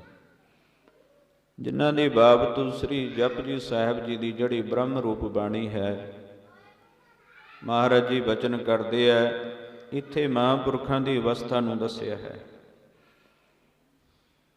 ਸ਼ਰਮਖੰਡ ਹੈ, ਉਸ ਦੇ ਬਾਬਤ ਵੀ ਮਹਾਰਾਜ ਜੀ ਨੇ ਬਚਨ ਕੀਤੇ ਨੇ। ਇੱਕ ਕਰਮਖੰਡ ਹੈ ਗੁਰੂ ਕੀ ਸੰਗਤ, ਜਹ ਕਰਨੀ ਤਹ ਪੂਰੀ ਮਤ, ਕਰਨੀ ਬਾਝੋਂ ਘਟੇ ਘਟ। ਜੇ ਕਰਨੀ ਹੈ ਤਾਂ ਬਹੁਤ ਕੁਝ ਹੈ, ਰਹਿਤ ਪਿਆਰੀ ਮੁਝ ਕੋ ਸਿੱਖ ਪਿਆਰਾ ਨਾਹੀ। ਜੇ ਕਰਨੀ ਨਹੀਂ ਤਾਂ ਕੁਝ ਵੀ ਨਹੀਂ ਹੈ ਗੁਰੂ ਕੀ ਸੰਗਤ। ਕਰਨੀ ਬਾਝੋਂ ਘਟੇ ਘਟ। ਕਥਨੀ ਤੇ ਕਰਨੀ ਦੇ ਪੂਰਨ ਮਹਾਂਪੁਰਖ ਭਾਈ ਗੋਦੜੀਆ ਜੀ, ਜਿਨ੍ਹਾਂ ਦੀ ਰਸਨਾ ਤੇ ਵਾਹਿਗੁਰੂ ਦਾ ਵਾਸ ਹੋਇਆ। ਰੋਜ਼ਾਨਾ ਹੀ ਮਹਾਂਪੁਰਖ 21 ਪਾਠ ਸ੍ਰੀ ਜਪਜੀ ਸਾਹਿਬ ਜੀ ਦੀ ਰੱਬੀ ਬਾਣੀ ਦੇ ਕਰਿਆ ਕਰਦੇ। ਅਸੀਂ ਆਪਾਂ ਗੁਰੂ ਦਾ ਬਚਨ ਨਹੀਂ ਮੰਨਦੇ। ਸੰਤੂ ਸਾਗਰ ਪਾਰ ਉਤਰੀਐ, ਜੇ ਕੋ ਬਚਨ ਕਮਾਵੈ, ਸੰਤਨ ਕਾ ਸੋ ਗੁਰ ਪ੍ਰਸਾਦੀ ਤਰੀਐ। ਕਲਾਸ ਦੇ ਵਿੱਚ ਵਿਦਿਆਰਥੀ ਬੈਠੇ ਹੁੰਦੇ ਨੇ, ਸਾਰਿਆਂ ਨੂੰ ਸਬਕ ਇੱਕੋ ਜਿਹਾ ਹੀ ਦਿੰਦਾ ਟੀਚਰ, ਪਰ ਜਿਹੜੇ ਮੰਨ ਲੈਂਦੇ ਨੇ ਉਹਨਾਂ ਦੀ ਗੱਤ ਤਾਂ ਕਹੀ ਨਹੀਂ ਜਾਂਦੀ। ਮੰਨੇ ਕੀ ਗੱਤ ਕਹੀ ਨਾ ਜਾਏ। ਜਿਹੜੇ ਮੰਨ ਲੈਂਦੇ ਨੇ ਉਹਨਾਂ ਨੂੰ ਦੇਖੋ ਕਿੱਡੀਆਂ ਕਿੱਡੀਆਂ ਬਖਸ਼ਿਸ਼ਾਂ ਪ੍ਰਾਪਤ ਹੁੰਦੀਆਂ ਨੇ। ਮੰਨੈ ਪਾਵਹਿ ਮੋਖ ਦੁਆਰ, ਮੰਨੈ ਪਰਵਾਰੈ ਸਾਧਾਰ। ਮੰਨੈ ਤਰੈ ਤਾਰੇ ਗੁਰ ਸਿੱਖ, ਮੰਨੈ ਨਾਨਕ ਭਵਹਿ ਨਾ ਭਿਖ। ਐਸਾ ਨਾਮ ਨਿਰੰਜਨ ਹੋਏ, ਜੇ ਕੋ ਮਨ ਜਾਣੈ ਮਨ ਕੋਏ। ਜੇ ਕੋਈ ਮੰਨ ਲੈਂਦਾ ਗੁਰੂ ਕੀ ਸੰਗਤ, ਕਿਤਨੀਆਂ ਵੱਡੀਆਂ ਅਵਸਥਾਵਾਂ ਪ੍ਰਾਪਤ ਹੋ ਜਾਂਦੀਆਂ ਨੇ। ਸਿੱਧਾਂ ਦੀ ਬੇਨਤੀ ਕਰਨ ਤੇ ਸਤਿਗੁਰੂ ਜੀ ਨੇ ਕਰਮਖੰਡ ਬਾਰੇ ਬਚਨ ਬੋਲੇ। ਕਰਮਖੰਡ ਕੀ ਬਾਣੀ ਜੋਰ,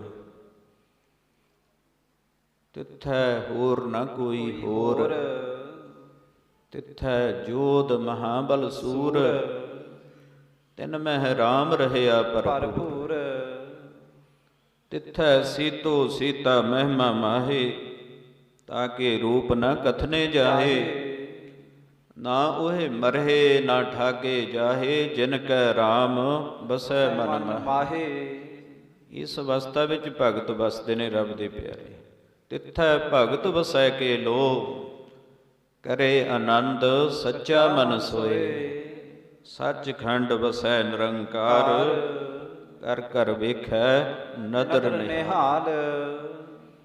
ਐਸੀਆਂ ਅਵਸਥਾ ਵਿੱਚ, ਜਾਗਰਤ ਅਵਸਥਾ ਵਿੱਚ ਹੀ, ਸਰੀਰ ਦੇ ਵਿੱਚ ਰਹਿੰਦਿਆਂ ਹੀ ਜਦ ਮਰਜੀ ਸਰੀਰ ਦੀ ਪ੍ਰਲਬਧ ਤੋਂ ਮਹਾਂਪੁਰਖ ਪਰੇ ਹੋਇਆ ਕਰਦੇ ਨੇ। ਜਦੋਂ ਮਰਜੀ ਸਰੀਰ ਵਿੱਚ ਪ੍ਰਵੇਸ਼ ਕਰ ਜਾਂਦੇ ਨੇ, ਜਦੋਂ ਮਰਜੀ ਸਰੀਰ ਵਿੱਚੋਂ ਬਾਹਰ ਨਿਕਲ ਜਾਂਦੇ ਨੇ। ਤਾਂ ਗੁਰੂ ਮਹਾਰਾਜ ਕਹਿੰਦੇ ਆ, ਜਨਮ ਮਰਨ ਦੋਹੂ ਮੈਂ ਨਾਹੀ, ਜਨ ਪਰਉਪਕਾਰੀ ਆਏ। ਉਹ ਤਾਂ ਪਰਉਪਕਾਰ ਕਰਨ ਵਾਸਤੇ ਸੰਸਾਰ ਦੇ ਵਿੱਚ ਆਉਂਦੇ ਨੇ। ਸੋ ਇਹ ਮਹਾਂਪੁਰਖ 21 ਪਾਠ ਸ੍ਰੀ ਜਪਜੀ ਸਾਹਿਬ ਜੀ ਦੇ ਨਿਤਨੇਮ ਸੀਗਾ ਇਹਨਾਂ ਦਾ। ਉਸ ਤੋਂ ਬਾਅਦ ਸਿਮਰਨ ਭਗਤੀ ਵਿੱਚ ਜੁੜੇ ਰਹਿਣਾ। ਜਿਨ੍ਹਾਂ ਸਾਸ ਗਰਾਸ ਨ ਵਿਸਰੈ, ਹਰ ਨਾਮਾ ਮਨ ਮੰਤ। ਧਨ ਸੇ ਸੇਈ ਨਾਨਕਾ, ਪੂਰਨ ਸੋਈ ਸੰਤ। ਐਸੇ ਮਹਾਂਪੁਰਖ ਬਾਬਾ ਜੀ ਧਾਰਨਾ ਵੀ ਪੜਾਇਆ ਕਰਦੇ ਤੇ ਭਾਗਾਂ ਦੇ ਨਾਲ ਮਿਲਿਆ ਕਰਦੇ ਨੇ। ਇਹਨਾਂ ਦਾ ਮਿਲਾਪ ਭਾਗਾਂ ਦੇ ਨਾਲ ਹੁੰਦਾ ਹੈ। ਭਾਗਾਂ ਨਾਲ ਜੀ ਉਹ ਸੰਤ ਮਿਲਦੇ, ਭਾਗਾਂ ਨਾਲ ਜੀ ਸੰਤ ਮਿਲਦੇ। ਭਾਗਾਂ ਨਾਲ ਜੀ ਸੰਤ ਮਿਲਦੇ, ਭਾਗਾਂ ਨਾਲ ਜੀ ਸੰਤ, ਭਾਗਾਂ ਨਾਲ ਜੀ ਸੰਤ ਮਿਲਦੇ।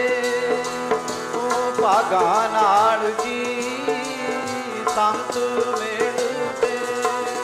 ਸੰਤ ਮਿਲਿਆ ਤੇ ਰੱਬ ਮਿਲ ਜਾਵੇ, ਭਾਗਾਂ ਨਾਲ ਸੰਤ ਮਿਲਦੇ। ਉਹ ਸੰਤਾਂ ਮਿਲਿਆ ਤੇ ਰੱਬ ਮਿਲ ਜਾ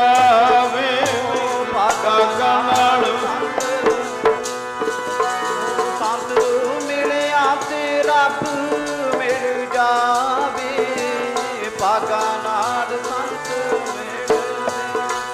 ਸਭ ਦੁਨੀਆਂ ਤੇ ਰੱਬ ਮਿਲ ਜਾਵੇ, ਭਾਗਾ ਨਾਲ ਸੰਤ ਮਿਲਦੇ। ਹੋ ਕਿਰਪਾਲ ਸੁਆਮੀ ਮੇਰੇ ਸੰਤਾਂ ਸੰਗ ਬਿਹਾਵੇ,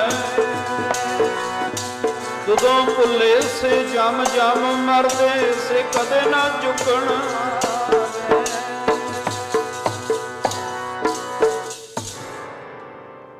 ਸੋ ਐਸੇ ਮਹਾਂਪੁਰਖ ਵੱਡਿਆਂ ਭਾਗਾਂ ਦੇ ਨਾਲ ਉਹਨਾਂ ਦਾ ਮਿਲਾਪ ਹੋਇਆ ਕਰਦਾ ਹੈ। ਗੁਰੂ ਕੀ ਸੰਗਤ ਭਾਈ ਗੋਦੜੀਆ ਜੀ ਬ੍ਰਹਮ ਮਹਾਂਪੁਰਖ ਸਨ। ਬ੍ਰਹਮ ਉਹਨਾਂ ਦੀ ਰਸਨਾ ਤੇ ਵਾਹਿਗੁਰੂ ਜੀ ਦਾ ਵਾਸ ਸੀ। ਪ੍ਰਭ ਜੀ ਵਸੇ ਸਾਧ ਕੀ ਰਸਨਾ, ਨਾਨਕ ਜਨ ਕਾ ਦਾਸਨ ਦਸਨਾ।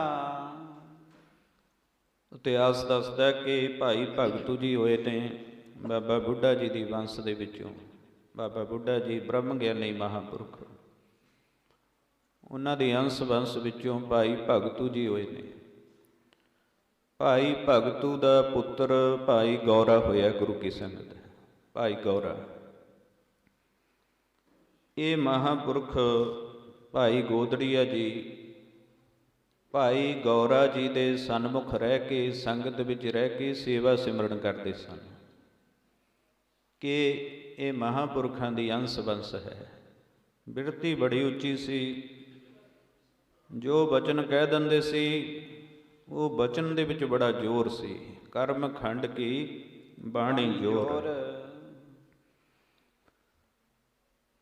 ਇੱਕ ਦਿਨ ਮਹਾਂਪੁਰਖ ਚੱਕੀ ਦੇ ਨਾਲ ਆਟਾ ਪੀਸਦੇ ਨੇ। ਪੁਰਾਤਨ ਸਮਾਂ ਸੀ, ਗੁਰੂ ਕੀ ਸੰਗਤ ਵਾਸਤੇ ਲੰਗਰ ਤਿਆਰ ਕਰਨਾ ਸੀ।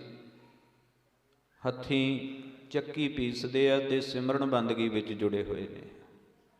ਐਸੇ ਮਹਾਂਪੁਰਖ ਇੱਕ ਵੀ ਸਵਾਸ ਨੂੰ ਵਿਅਰਥ ਨਹੀਂ ਜਾਣ ਦਿੰਦੇ। ਮਹਾਂਪੁਰਖ ਰੱਬ ਦੇ ਸਿਮਰਨ ਤੋਂ ਬਿਨਾਂ ਨਾਲ ਦੀ ਨਾਲ ਬੰਦਗੀ ਕਰੀ ਜਾਂਦੇ ਨੇ। ਭਾਈ ਗੌਰਾ ਭਾਈ ਭਗਤੂ ਜੀ ਦਾ ਪੁੱਤਰ ਇੱਕ ਗਰੀਬ ਸਿੱਖ ਨੂੰ ਬੜਾ ਝਿੜਕ ਰਿਹਾ। ਉਹਦੇ ਕੋਲ ਕੋਈ ਭੁੱਲ ਹੋ ਗਈ, ਉਹਨੂੰ ਬਹੁਤ ਜ਼ਿਆਦਾ ਘੂਰਦਾ ਗੁਰੂ ਕੀ ਸੰਗਤ, ਬਹੁਤ ਜ਼ਿਆਦਾ ਝਿੜਕਦਾ। ਮਹਾਂਪੁਰਖ ਕੋਲ ਚੱਕੀ ਤੇ ਆਟਾ ਪੀਸ ਰਹੇ ਨੇ ਹੱਥੀਂ। ਮਹਾਂਪੁਰਖਾਂ ਦਾ ਜਦ ਇਹ ਉੱਚੀ ਉੱਚੀ ਬੋਲਦਾ ਤਾਂ ਇਹਦਾ ਧਿਆਨ ਮਹਾਂਪੁਰਖਾਂ ਦੇ ਵੱਲ ਚਲਿਆ ਗਿਆ। ਕਹਿਣ ਲੱਗੇ, ਭਾਈ ਗੌਰਿਆ ਕਿਉਂ ਗਰੀਬ ਨੂੰ ਇੰਨਾ ਝਿੜਕਦਾ ਹੈ? ਜੇ ਗਲਤੀ ਹੋ ਗਈ ਹੈ ਕੋਈ ਨਾ, ਮਾਫ ਕਰ ਦੇ। ਗਲਤੀ ਹੋ ਗਈ ਹੈ ਤਾਂ ਇਹਨੂੰ ਮਾਫ ਕਰ ਦੇ, ਕੋਈ ਨਾ। ਕਿਉਂ ਬਾਰ-ਬਾਰ ਕੌੜੇ ਬਚਨ ਬੋਲਦਾ? ਨਾਨਕ ਫਿੱਕਾ ਬੋਲਿਆ ਤਨ ਮਨ ਫਿੱਕਾ ਹੋਏ। ਤੇ ਹੁਣ ਭਾਈ ਗੌਰਾ ਸਾਧ ਸਿੰਘ ਜੀ ਕੀ ਕਹਿਣ ਲੱਗਿਆ ਭਾਈ ਗੋਦੜੀਆ ਜੀ ਨੂੰ? ਕਹਿੰਦਾ ਤੂੰ ਆਪਣੇ ਚੱਕੀ ਪੀਸੀ ਚੱਲ, ਜਿਹੜਾ ਤੈਨੂੰ ਕੰਮ ਦਿੱਤਾ ਉਹ ਕਰੀ ਚੱਲ। ਕੋਈ ਸਤਿਕਾਰ ਨਾ ਕੀਤਾ, ਬੜੇ ਕੌੜੇ ਬਚਨ ਬੋਲੇ। ਤੈਨੂੰ ਕੀ ਪਤਾ ਇਹਨਾਂ ਕੰਮਾਂ ਦਾ ਜੋ ਮੈਂ ਆਪਣੀ ਦੇਖ ਰੇਖ ਵਿੱਚ ਕਰਵਾ ਰਿਹਾ ਹਾਂ। ਜੇ ਮੈਂ ਤਾੜਨਾ ਨਾ ਕਰਾਂ ਤਾਂ ਇਹ ਕੰਮ ਨਹੀਂ ਕਰਨਗੇ। ਤੂੰ ਆਪਣਾ ਕੰਮ ਕਰੀ ਚੱਲ। ਇਹੋ ਜਿਹੇ ਕੌੜੇ ਵਚਨ ਬੋਲੇ ਗੁਰੂ ਕੀ ਸੰਗਤ। ਭਾਈ ਗੋਦੜੀਆ ਜੀ ਜਿਨ੍ਹਾਂ ਦੀ ਰਸਨਾ ਤੇ ਵਾਹਿਗੁਰੂ ਦਾ ਵਾਸ ਹੈ, ਮਹਾਂਪੁਰਖਾਂ ਦੇ ਹਿਰਦੇ ਨੂੰ ਵਚਨ ਲੱਗ ਗਿਆ। ਜਬੈ ਬਾਣ ਲਾਗਿਓ ਤਬੈ ਰੋਸ ਜਾਗਿਓ। ਮਹਾਰਾਜ ਵੀ ਵਚਨ ਕਰਦੇ, ਜਦ ਕੋਈ ਬਾਣ ਮਾਰਦਾ ਹੈ ਫਿਰ ਰੋਸ ਤਾਂ ਜਾਗਦਾ ਹੀ ਹੈ। ਦੇਖੋ ਮਹਾਂਪੁਰਖਾਂ ਦਾ ਕਿੰਨਾ ਅਦਬ ਸਤਿਕਾਰ ਕਰਨਾ ਬਣਦਾ ਹੈ, ਜਿਹੜੇ ਰੱਬ ਨਾਲੋਂ ਭੇਦ ਹੋਈਆਂ ਹੋਈਆਂ ਰੂਹਾਂ ਨੇ। ਪਰ ਕੌੜੇ ਵਚਨ ਬੋਲਿਆ। ਮਹਾਂਪੁਰਖ ਕਹਿਣ ਲੱਗੇ, ਸਹਿਜ ਸੁਭਾਈ ਕਹਿਣ ਲੱਗੇ, ਭਾਈ ਗੌਰਿਆ ਕਹਿੰਦੇ ਬੜਾ ਅਫਰਿਆ ਹੋਇਆ ਹੰਕਾਰ ਦੇ ਵਿੱਚ। ਆਖੋ ਸਤਿਨਾਮ ਸ੍ਰੀ ਵਾਹਿਗੁਰੂ। ਕਹਿੰਦੇ ਬੜਾ ਅਫਰਿਆ ਫਿਰਦਾ ਹੰਕਾਰ ਦੇ ਵਿੱਚ। ਤੈਨੂੰ ਪਤਾ ਨਹੀਂ ਹਰ ਜੀਓ ਓਂਕਾਰ ਨਾ ਭਾਵੇ, ਵੇਦ ਕੂਕ ਸੁਣਾਵੇ। ਇੰਨਾ ਬਚਨ ਕਹਿਣ ਦੀ ਦੇਰ ਸੀ ਗੁਰੂ ਕੀ ਸੰਗਤ ਤੇ ਭਾਈ ਗੌਰੇ ਨੂੰ ਉਫਾਰਾ ਚੜ੍ਹਨ ਲੱਗ ਗਿਆ। ਆਖੋ ਸਤਿਨਾਮ ਸ੍ਰੀ ਵਾਹਿਗੁਰੂ। ਪੇਟ ਆਫਰਨ ਲੱਗ ਗਿਆ, ਹਾਲ ਦਵਾਈਆਂ ਲੱਗ ਗਿਆ ਪਾਉਣ ਚਿੰਨ ਦੇ ਵਿੱਚ। ਦੇਖਿਆ ਪਤਾ ਲੱਗ ਗਿਆ ਕਿ ਕੋਈ ਆਮ ਪੁਰਖ ਨਹੀਂ, ਪੂਰਨ ਮਹਾਂਪੁਰਖ ਨੇ, ਜਿਨ੍ਹਾਂ ਦਾ ਵਚਨ ਰੱਬ ਮੋੜਦਾ ਨਹੀਂ। ਨਾਨਕ ਸੰਤ ਵਿਚਾਰੇ ਮੁਨ ਜਨਾ, ਚਾਰ ਵੇਦ ਕਹਾਂਦੇ, ਭਗਤ ਮੁਖੈ ਤੇ ਬੋਲਦੇ, ਸੇ ਵਚਨ ਹੋਵੰਦੇ। ਪ੍ਰਗਟ ਪਹਾਰਾ ਜਾਪਦਾ, ਸਭ ਲੋਕ ਸੁਣੰਦੇ, ਸੁਖ ਨਾ ਪਾਇਨ ਮੁਗਧ ਨਰ, ਸੰਤ ਨਾਲ ਕਹੰਦੇ।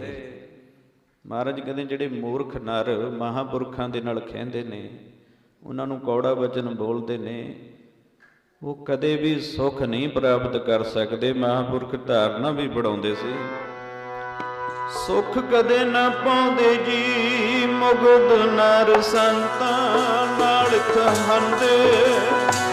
ਸੁਖ ਕਦੇ ਨਾ ਪਾਉਂਦੇ ਜੀ, ਮੁਗਧ ਨਰ ਸੰਤਾਂ ਨਾਲ ਕਹੰਦੇ। ਕਦੇ ਨਾ ਪਾਉਂਦੇ ਜੀ, ਮੁਗਧ ਨਰ ਸੰਤਾਂ ਨਾਲ ਕਹੰਦੇ। ਸੁਖ ਕਦੇ ਨਾ ਪਾਉਂਦੇ ਜੀ, ਮੁਗਧ ਨਰ ਸੰਤਾਂ ਨਾਲ। ਸੁਖ ਕਦੇ ਨਾ ਪਾਉਂਦੇ ਜੀ, ਮੁਗਧ ਨਰ ਸੰਤਾਂ ਨਾਲ ਕਹੰਦੇ। ਸੁਖ ਕਦੇ ਨਾ ਪਾਉਂਦੇ ਜੀ, ਮੁਗਧ ਨਰ ਸੰਤਾਂ ਨਾਲ ਕਹੰਦੇ। ਸੁਖ ਕਦੇ ਨਾ ਪਾਉਂਦੇ ਜੀ, ਮੁਗਧ ਨਰ ਸੰਤਾਂ ਨਾਲ ਕਹੰਦੇ। ਸੁਖ ਕਦੇ ਨਾ ਪਾਉਂਦੇ ਜੀ, ਮੁਗਧ ਨਰ ਸੰਤਾਂ ਨਾਲ ਕਹੰਦੇ। ਕਦੇ ਨਾ ਪਾਉਂਦੇ ਜੀ, ਮੁਗਧ ਨਰ ਸੰਤਾਂ ਨਾਲ ਕਹੰਦੇ। ਸੁਖ ਕਦੇ ਨਾ ਪਾਉਂਦੇ ਜੀ, ਮੁਗਧ ਨਰ ਸੰਤਾਂ ਨਾਲ। ਸੁਖ ਕਦੇ ਨਾ ਪਾਉਂਦੇ ਜੀ, ਮੁਗਧ ਨਰ ਸੰਤਾਂ ਨਾਲ ਕਹੰਦੇ। ਸੁਖ ਕਦੇ ਨਾ ਪਾਉਂਦੇ ਜੀ, ਮੁਗਧ ਨਰ ਸੰਤਾਂ ਨਾਲ ਕਹੰਦੇ। ਸੰਤ ਸ਼ਰਨ ਜੋ ਜਨ ਕਰੈ, ਸੋ ਜਨ ਉਪਹਾਰ। ਸੰਤ ਕੀ ਨਿੰਦਾ ਨਾਨਕਾ, ਬਹੁ ਬਹੁ ਅਵਤਾਰ।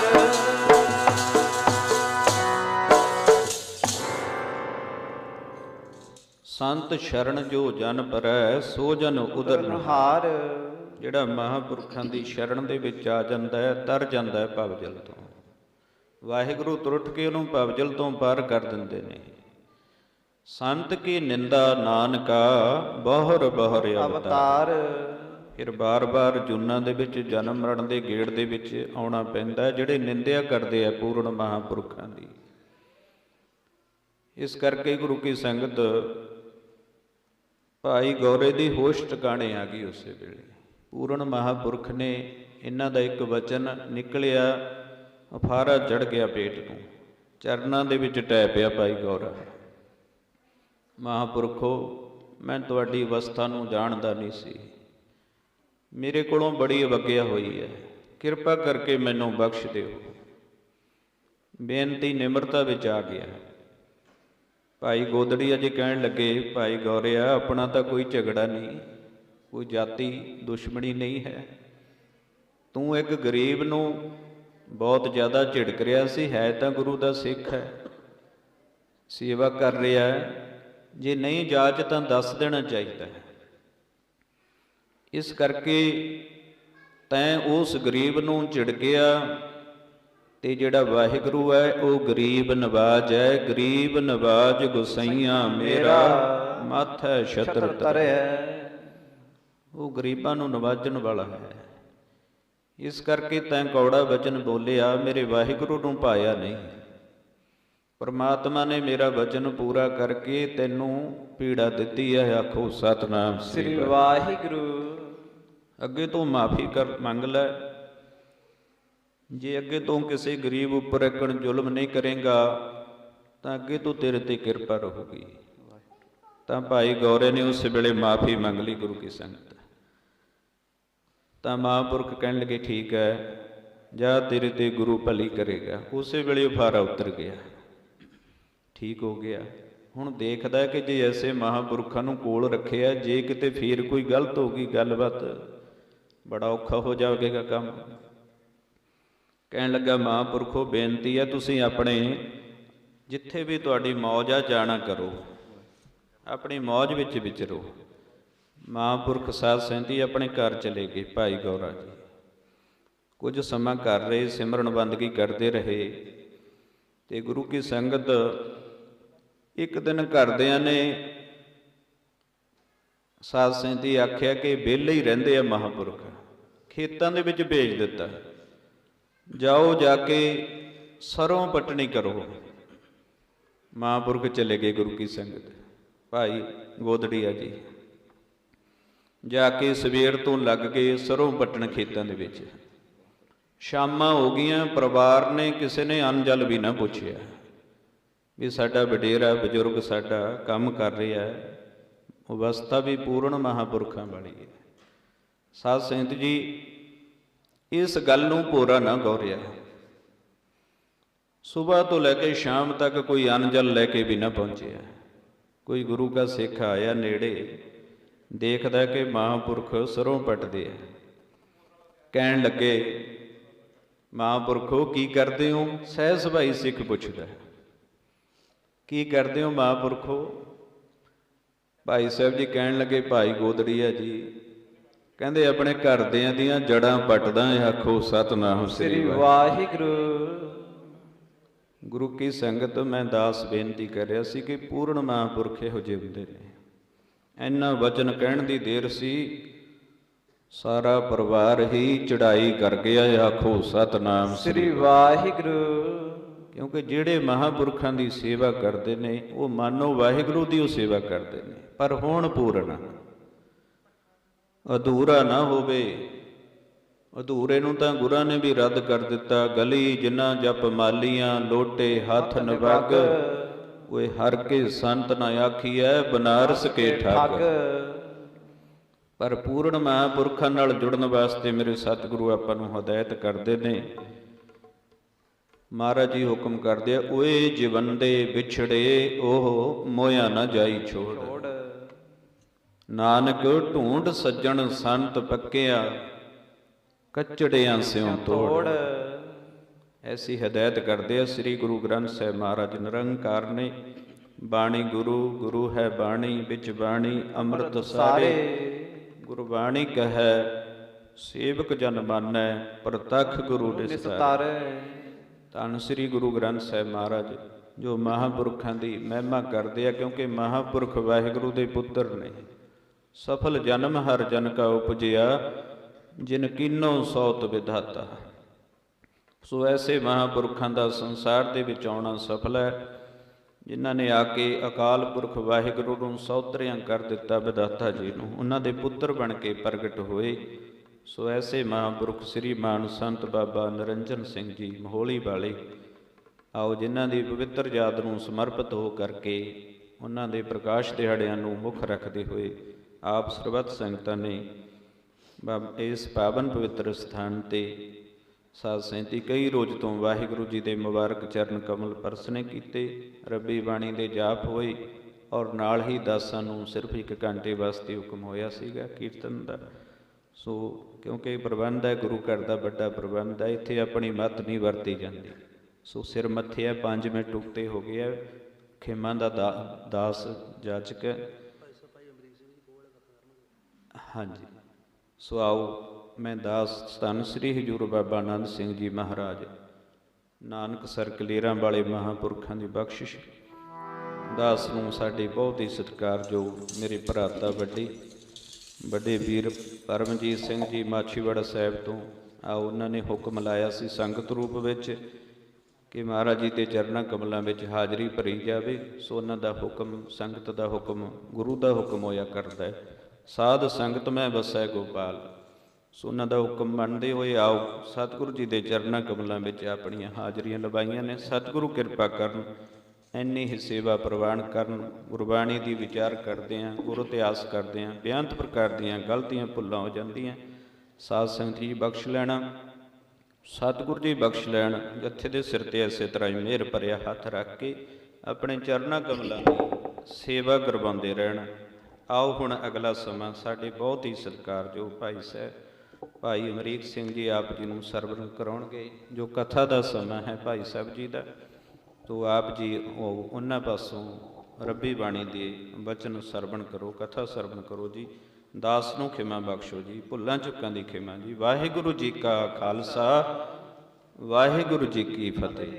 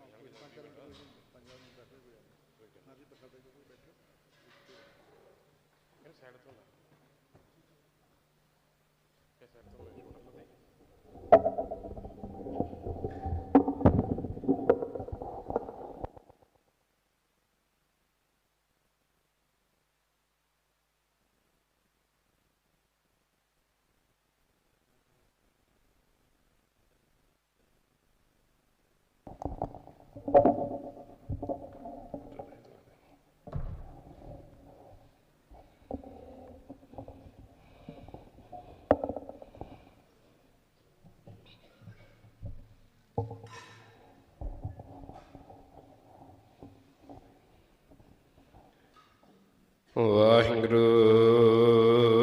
ਸਾਹਿਬ ਜੀ।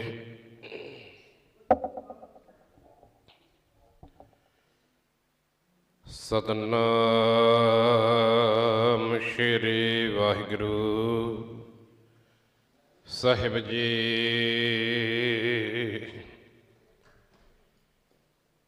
ਚਕਰ ਚਿਹਨ ਅਰ ਵਰਨ ਜਾਤ, ਅਰ ਬਾਤ ਨਹਿ ਨ ਜਹੈ।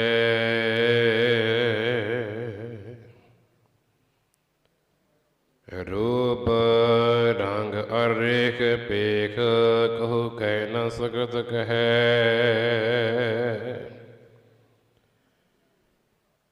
ਆਚਲ ਮੂਰਤ ਅਨਭਉ ਪ੍ਰਕਾਸ, ਸਮਤੋਜ ਕਹੇ ਜੈ।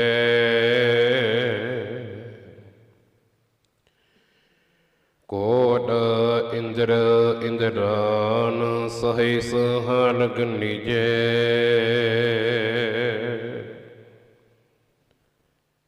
ਤੇਰਾ ਭਵਨ ਮਹੀਪ, ਸੁਰ ਨਰ ਅਸੁਰ। ਨੇਤ ਨੇਤ ਬੰਤਨ ਕਹਿਤ, ਤਬ ਸਰਬ ਨਾਮ ਕਥੈ ਕਵਨ। ਕਰਮ ਨਾਮ ਵਰਣਤ ਸੰਵਤ,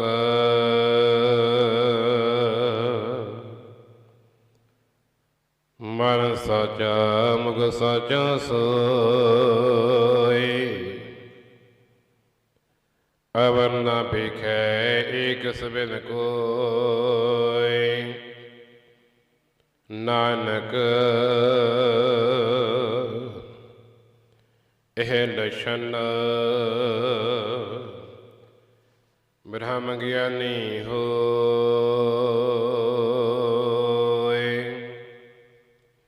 ਵਾਹਿਗੁਰੂ ਜੀ ਕਾ ਖਾਲਸਾ, ਵਾਹਿਗੁਰੂ ਜੀ ਕੀ ਫਤਿਹ। ਜੁਗੋ ਜੁਗ ਅਟਲ। ਚਬਰ ਛਤਰ ਦੇ ਮਾਲਕ, ਗਦੀ ਤੇ ਬਿਰਾਜਮਾਨ, ਸ਼ਬਦ ਅਵਤਾਰ ਗੁਰੂ, 10 ਗੁਰੂ ਸਾਹਿਬਾਨਾਂ ਦੀ ਆਤਮਿਕ ਜੋਤ। ਧੰਨ ਧੰਨ ਸਤਿਗੁਰੂ ਗੁਰੂ ਗ੍ਰੰਥ ਸਾਹਿਬ ਜੀ ਦੇ ਚਰਨਾਂ ਕਮਲ ਅੰਦਰ ਜੁਲ ਮਿਲ ਬੈਠੀ ਗੁਰੂ ਰੂਪ ਗੁਰੂ ਪਿਆਰੀ ਸਾਧ ਸੰਗਤ ਜੀ। ਵੱਡੇ ਹੀ ਭਾਗਾਂ ਵਾਲੇ ਹੋ ਜਿਨ੍ਹਾਂ ਨੂੰ ਸਮਾਂ ਪ੍ਰਾਪਤ ਹੋ ਰਿਹਾ ਏ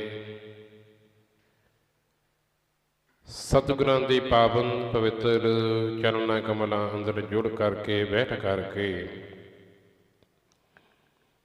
ਗੁਰਬਾਣੀ ਜਸ ਸੁਣਨ ਦਾ ਸੁਭਾਗਾ ਸਮਾਂ ਪ੍ਰਾਪਤ ਹੋ ਰਿਹਾ ਏ ਜਿਸ ਦੇ ਨਾਲ ਜੀਵਨ ਦੀਆਂ ਕੁਝ ਘੜੀਆਂ ਕੁਝ ਪਲ ਕੁਝ ਮਿੰਟ ਸਾਡੇ ਸਫਲੇ ਹੋ ਰਹੇ ਨੇ। ਸਤਿਗੁਰੂ ਕਿਰਪਾ ਕਰਨ ਸਤ ਸੰਗਤਾਂ ਦੀ ਹਾਜ਼ਰੀ ਦਰ ਪ੍ਰਵਾਨ ਕਰਨ। ਆਪ ਸਰਬੱਤ ਸੰਗਤਾਂ ਮਹਾਂਪੁਰਖ ਸੰਤ ਬਾਬਾ ਨਿਰੰਜਨ ਸਿੰਘ ਜੀ ਉਹਨਾਂ ਦੇ ਜਨਮ ਦਿਨ ਪ੍ਰਕਾਸ਼ ਪੁਰਬ ਨੂੰ ਮੁੱਖ ਰੱਖਦੇ ਹੋਏ ਹਾਜ਼ਰੀਆਂ ਭਰ ਰਹੇ ਹੋ। ਸਤ ਸੰਗਤਾਂ ਨੇ ਮਹਾਂਪੁਰਖਾਂ ਦੇ ਪ੍ਰਕਾਸ਼ ਪੁਰਬ ਦੀ ਲੱਖ ਲੱਖ ਵਧਾਈ ਹੋਵੇ। ਆਪ ਜੀਆਂ ਨੂੰ ਜਿੱਥੇ ਸਤਿਗੁਰਾਂ ਦੇ ਚਰਨਾਂ ਕਮਲਾਂ ਅੰਦਰ ਹਾਜ਼ਰੀਆਂ ਭਰਨੇ ਦਾ ਸੁਭਾਗਾ ਸਮਾਂ ਪ੍ਰਾਪਤ ਹੋ ਰਿਹਾ ਹੈ ਉੱਥੇ ਆਪ ਜੀਆਂ ਨੇ ਮਹਾਂਪੁਰਖ ਸੰਤ ਬਾਬਾ ਨਿਰੰਜਨ ਸਿੰਘ ਜੀਆਂ ਦੇ ਦਰਸ਼ਨ ਵੀ ਕੀਤੇ ਨੇ। ਰੱਬੀ ਰੂਹ ਜਿਨ੍ਹਾਂ ਨੇ ਹਮੇਸ਼ਾ ਹੀ ਗੁਰਮਤਿ ਗਿਆਨ ਦੇ ਨਾਲ ਸੰਗਤਾਂ ਨੂੰ ਪ੍ਰੇਰ ਕੇ ਧੰਨ ਸ਼੍ਰੀ ਗੁਰੂ ਗ੍ਰੰਥ ਸਾਹਿਬ ਜੀ ਦੇ ਨਾਲ ਜੋੜਿਆ ਏ। ਹੁਣੇ ਸਭ ਤੋਂ ਪਹਿਲਾਂ ਭਾਈ ਸਾਹਿਬ ਭਾਈ ਗੁਰਮੁਖ ਸਿੰਘ ਜੀ ਆਪ ਜੀ ਦੇ ਸਨਮੁਖ ਸਿੱਖ ਇਤਿਹਾਸ ਗੁਰੂ ਇਤਿਹਾਸ ਦੀ ਵਿਚਾਰ ਸਾਂਝੀ ਕਰਕੇ ਗਏ ਨੇ ਜੋ ਅੱਜ ਸਤਿਗੁਰੂ ਗੁਰੂ ਗ੍ਰੰਥ ਸਾਹਿਬ ਜੀ ਦੇ ਭੋਗ ਉਪਰੰਤ ਸਮਾਪਤੀ ਉਪਰੰਤ ਜੋ ਹੁਕਮਨਾਮਾ ਬਖਸ਼ ਕੀਤਾ ਸਤਿਗੁਰਾਂ ਨੇ ਉਹ ਆਪ ਜੀ ਦੇ ਨਾਲ ਸਾਂਝਾ ਕਰਕੇ ਕੁਝ ਰੱਬੀ ਗਿਆਨ ਸਾਂਝਾ ਕਰਾਂਗੇ। ਸਤ ਸੰਗਤਾਂ ਕਥਾ ਦੇ ਆਰੰਭ ਦੇ ਵਿੱਚ ਸਤਿਗੁਰਾਂ ਦੇ ਵੱਲੋਂ ਬਖਸ਼ਿਸ਼ ਕੀਤੀ ਹੋਈ ਫਤਿਹ ਨੂੰ ਬੁਲੰਦ ਕਰੀਏ ਜੀ। ਵਾਹਿਗੁਰੂ ਜੀ ਕਾ ਖਾਲਸਾ ਵਾਹਿਗੁਰੂ ਜੀ ਕੀ ਫਤਿਹ। ਤਨਾਸਰੀ ਮਹੱਲਾ ਪੰਜਵਾ। ਔਖੀ ਘੜੀ ਨਾ ਦੇਖਣ ਦੇ ਆਪਣਾ ਬਿਰਦ ਸੰਭਾਲੇ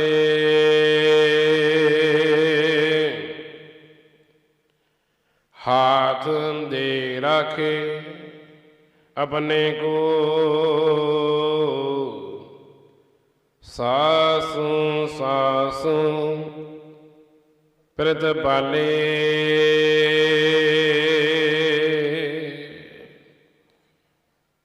ये जो हुक्मनामा अज बख्शिश हुई है इस सतगुरु पंजवें पातशाह जी की बाणी है। ਗੁਰਬਾਣੀ ਦੇ 31 ਰਾਗਾਂ ਦੇ ਵਿੱਚੋਂ ਧਨਾਸਰੀਆ ਰਾਗ 10ਵਾਂ ਰਾਗ ਹੈ ਜਿਸ ਦੇ ਵਿੱਚ ਸਤਿਗੁਰਾਂ ਨੇ ਗਿਆਨ ਬਖਸ਼ਿਸ਼ ਕੀਤਾ ਹੈ। ਔਖੀ ਘੜੀ ਨਾ ਦੇਖਣ ਦੇਈ ਆਪਣਾ ਬਿਰਦ ਸੰਭਾਲੇ। ਹੇ ਅਕਾਲ ਪੁਰਖ ਜੀਵਨ ਦੇ ਵਿੱਚ ਇਸ ਜੀਵਨ ਨੂੰ ਉਹ ਘੜੀ ਦੁਬਾਰਾ ਕਦੇ ਪ੍ਰਾਪਤ ਨਾ ਹੋਵੇ ਜਿਹਦੇ ਵਿੱਚ ਆਪ ਜੀ ਦਾ ਵਿਛੋੜਾ ਲਿਖਿਆ ਹੋਇਆ ਹੋਵੇ, ਜਿਹਦੇ ਵਿੱਚ ਆਪ ਜੀ ਨਾਲੋਂ ਵਿਛੜ ਜਾਣਾ ਲਿਖਿਆ ਹੋਇਆ ਹੋਵੇ। ਕਿਉਂਕਿ ਗੁਰੂ ਤੋਂ ਵਿਛੋੜਾ ਸਿੱਖ ਦੇ ਲਈ ਬੜਾ ਦੁਖਦਾਈ ਹੈ, ਗੁਰੂ ਦੇ ਨਾਲ ਵਿਛੋੜਾ। ਕਿਉਂਕਿ ਗੁਰੂ ਦੇ ਪ੍ਰਤੀ ਜਦੋਂ ਸਿੱਖ ਦਾ ਪ੍ਰੇਮ ਅਥਾਹ ਹੋ ਜਾਂਦਾ ਹੈ ਫਿਰ ਗੁਰੂ ਹਮੇਸ਼ਾ ਇਹੀ ਅਰਦਾਸ ਕਰਦਾ ਹੈ, ਅਕਾਲ ਪੁਰਖ ਕਿਰਪਾ ਕਰੀ ਕਦੇ ਇਹੋ ਜਿਹੀ ਘੜੀ ਨਾ ਆਵੇ ਜਿਸ ਘੜੀ ਦੇ ਵਿੱਚ ਆਪ ਜੀ ਦਾ ਵਿਛੋੜਾ ਪੈ ਜਾਵੇ। ਇੱਕ ਘੜੀ ਨਾ ਮਿਲਤੀ ਤਾਂ ਕਲਯੁਗ ਹੋਤਾ, ਹੁਣ ਕਦ ਮਿਲੀਏ ਪ੍ਰੈ ਤੁਧ ਭਗਵੰਤਾ।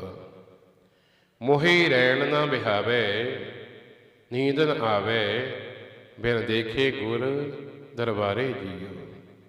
ਹਉ ਭੋਲੀ ਜਿਉ ਘੋਲ ਕਮਾਈ ਤੇ ਸੱਚੇ ਗੁਰ ਦਰਬਾਰੇ ਜੀਓ। ਸਿੱਖ ਗੁਰੂ ਤੋਂ ਹਮੇਸ਼ਾ ਹੀ ਸਦਕੇ ਜਾਂਦਾ ਹੈ, ਵਰ ਨਹੀਂ ਜਾਂਦਾ ਹੈ, ਕਿਉਂਕਿ ਸਿੱਖ ਨੇ ਗੁਰੂ ਦੀ ਸਿੱਖਿਆ ਨੂੰ ਧਾਰਨ ਕੀਤਾ ਹੋਇਆ ਹੈ। ਜਿਸ ਦੇ ਅੰਦਰ ਗੁਰੂ ਦੀ ਸਿੱਖਿਆ ਧਾਰਨ ਕੀਤੀ ਹੈ ਉਹਨੇ ਗੁਰਸਿੱਖੀ ਨੂੰ ਧਾਰਨ ਕੀਤਾ ਹੈ। ਗੁਰੂ ਦੇ ਬਚਨ ਨੇ ਸਿੱਖੀ ਸਿੱਖਿਆ ਗੁਰ ਵਿਚਾਰ। ਜਿਸ ਦੇ ਅੰਦਰ ਗੁਰੂ ਦੀ ਵਿਚਾਰ ਧਾਰਨ ਕੀਤੀ ਹੋਈ ਹੈ ਮਾਨੋ ਉਹਨੇ ਸਿੱਖੀ ਨੂੰ ਧਾਰਨ ਕਰ ਲਿਆ ਹੈ, ਮਾਨੋ ਸਿੱਖੀ ਦਾ ਸਰੂਪ ਹੋ ਗਿਆ ਹੈ। ਧੰਨ ਧੰਨ ਮਹਾਂਪੁਰਖ ਸੰਤ ਬਾਬਾ ਨਿਰੰਜਨ ਸਿੰਘ, ਜਿਨ੍ਹਾਂ ਦੀ ਆਪਾਂ ਪ੍ਰੇਮ ਦੇ ਵਿੱਚ ਜੁੜ ਮਿਲ ਕਰਕੇ ਦੇਸ਼ਾਂ ਵਿਦੇਸ਼ਾਂ ਦੇ ਸੰਗਤਾਂ ਦੇ ਸਹਿਯੋਗ ਦਾ ਸਦਕਾ ਇਹ ਪ੍ਰਕਾਸ਼ ਪੁਰਬ ਮਨਾ ਰਹੇ ਹਾਂ। ਉਹਨਾਂ ਦੇ ਜੀਵਨ ਨੂੰ ਅਸੀਂ ਬੜੀ ਨਜ਼ਦੀਕ ਤੋਂ ਬੜੇ ਨੇੜੇ ਹੋ ਕੇ ਵੇਖਿਆ ਹੈ। ਨਿਜ ਘਰ ਦੇਖਿਓ ਜਗਤ ਮੈਂ, ਅਸੀਂ ਬੜਾ ਨੇੜੇ ਹੋ ਕੇ ਵੇਖਿਆ ਹੈ। ਸਾਨੂੰ ਸੇਵਾ ਕਰਨ ਦਾ ਸੁਭਾਗਾ ਸਮਾਂ ਪ੍ਰਾਪਤ ਹੋਇਆ ਹੈ। ਅੱਜ ਤੱਕ ਉਹਨਾਂ ਦੇ ਜੀਵਨ ਦੇ ਵਿੱਚ ਜਿੰਨਾ ਸਮਾਂ ਵੀ ਅਸੀਂ ਵੇਖਿਆ, ਦਰਸ਼ਨ ਕੀਤੇ, ਸੰਨ 1996 ਤੋਂ ਲਾ ਕੇ ਅਸੀਂ ਉਹਨਾਂ ਦੇ ਚਰਨਾਂ ਕਮਲਾਂ ਦੇ ਨਾਲ ਜੁੜੇ ਦਰਸ਼ਨ ਕੀਤੇ।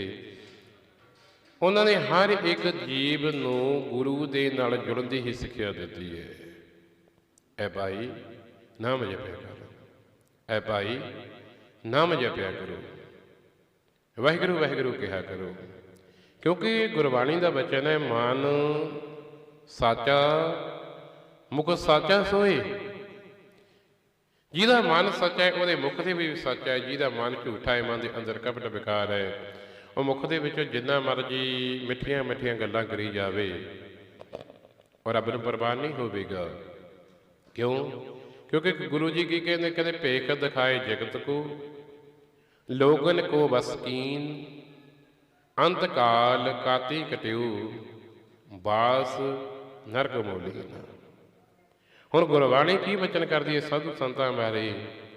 ਹਮ ਸੰਤਨ ਕੀ ਰੇਨ ਪਿਆਰੇ, ਹਮ ਸੰਤਨ ਕੀ ਸ਼ਰਨਾ,